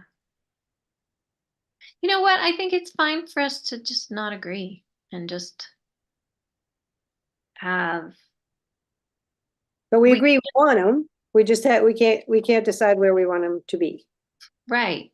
So So we have to make the motions. okay, well, why don't you make the John Mayer motion first so we can just do that one. All right. Hopefully I can read this from here. I move the interview subcommittee to recommend John Mayer for an appointment to the Zoning Board of Appeals for a 3-year term at April 8th, 2024 meeting of the Select Board. Second. And, okay, and Lisa Maselli's an aye. And I, Kristen Wickstead, I'm an aye. Okay, so he's recommended. And then we'll go easily to, I move the interview subcommittee vote to recommend Jeff Grubowski for an appointment to the Zoning Board of Appeals alternate position for a 3-year term at April 8th meeting of the Select Board. Second. And Lisa Maselli is an aye. And I am an aye also. Okay, so we have 2 recommendations. And then I recommend, excuse me. I move the interview subcommittee to vote to recommend Jacob Jones for an appointment to the Zoning Board of Appeals for a 3-year term at the April 8th meeting of the Select Board. second. And I am an aye. And so I'll just vote no. Okay. And then you say the same motion for the next one. Okay. You vote no. I move the interview subcommittee to recommend John Carney for an appointment to the Zoning Board of Appeals alternate position for a 3-year term at April. No, just for the ZBA, and then you're going to vote against it. Oh. So that you're not recommending him for the ZBA. I'll write in the minutes that you're recommending him for the alternate. All right. So do we then have to put them back in again? No, I don't think I think we can just. I see what you're saying. Yeah. Just you say alternate and then I'll vote no again. Okay. So I move the interview subcommittee to recommend John Carney for the appointment to the Zoning Board of Appeals alternate position for a 3-year term at the April 8th meeting of the Select Board. Second. Okay. I vote Lisa Maselli, aye. And I vote no, because I would rather have him be on the full board and not as an alternate. So since they're just recommendations, I'll note all this in the minutes, and then everybody else will just I think it needs a full discussion. I need my other people. I need my full board. I can't do this with just the two of it. Julianne and I used to have occasional conversations like this where we would be like, oh, I just want the whole board to help us. Okay. Should we go back though and then do it? Because we don't want them not to be on there. Right. I think that they're not, and since I really think just because they're recommendations, and as long as I note it in the minutes, and anyone who watches this very confusing YouTube conversation will understand that you and I just disagree about which one gets on the full board and which one gets on the alternate. Gets the alternate position, I should say. Okay. All right. But they Yeah. know we want them. We're But just, yeah, where, we which, would like them to both be on. Yeah. Okay. all right. And then I guess we thank Fran for all of her years of service. Yep. And we thank Alex for coming forward. Yep. And perhaps we could find another board for Alex. That's what I was thinking. With his, I mean, I guess this isn't really part of the agenda for tonight, but if we do an economic development committee, like you mentioned, he sounds like with his marketing experience, he'd be great for that. But he also might be good for other things. We need to look at the list. So we will do that. Okay, so yeah. Don't go away, Alex. Right. I just don't want to be the kind of person who's like, you should just put my friends on everything, you know? Like, that's part of the reason I ran, because I felt like people were doing that. So, yeah. All right. Well, thank you. I guess we can have a motion to adjourn. So moved. Second. All in favor? Lisa? Miss Ellie's an aye. And I am also an aye. Hi, Angie. Have you come to rescue us from our own silliness and our circular conversation? We can't hear you. That's okay. There you go. Yeah, I can't hear you, but that's okay. We just adjourned, so you can just end it as long as you can hear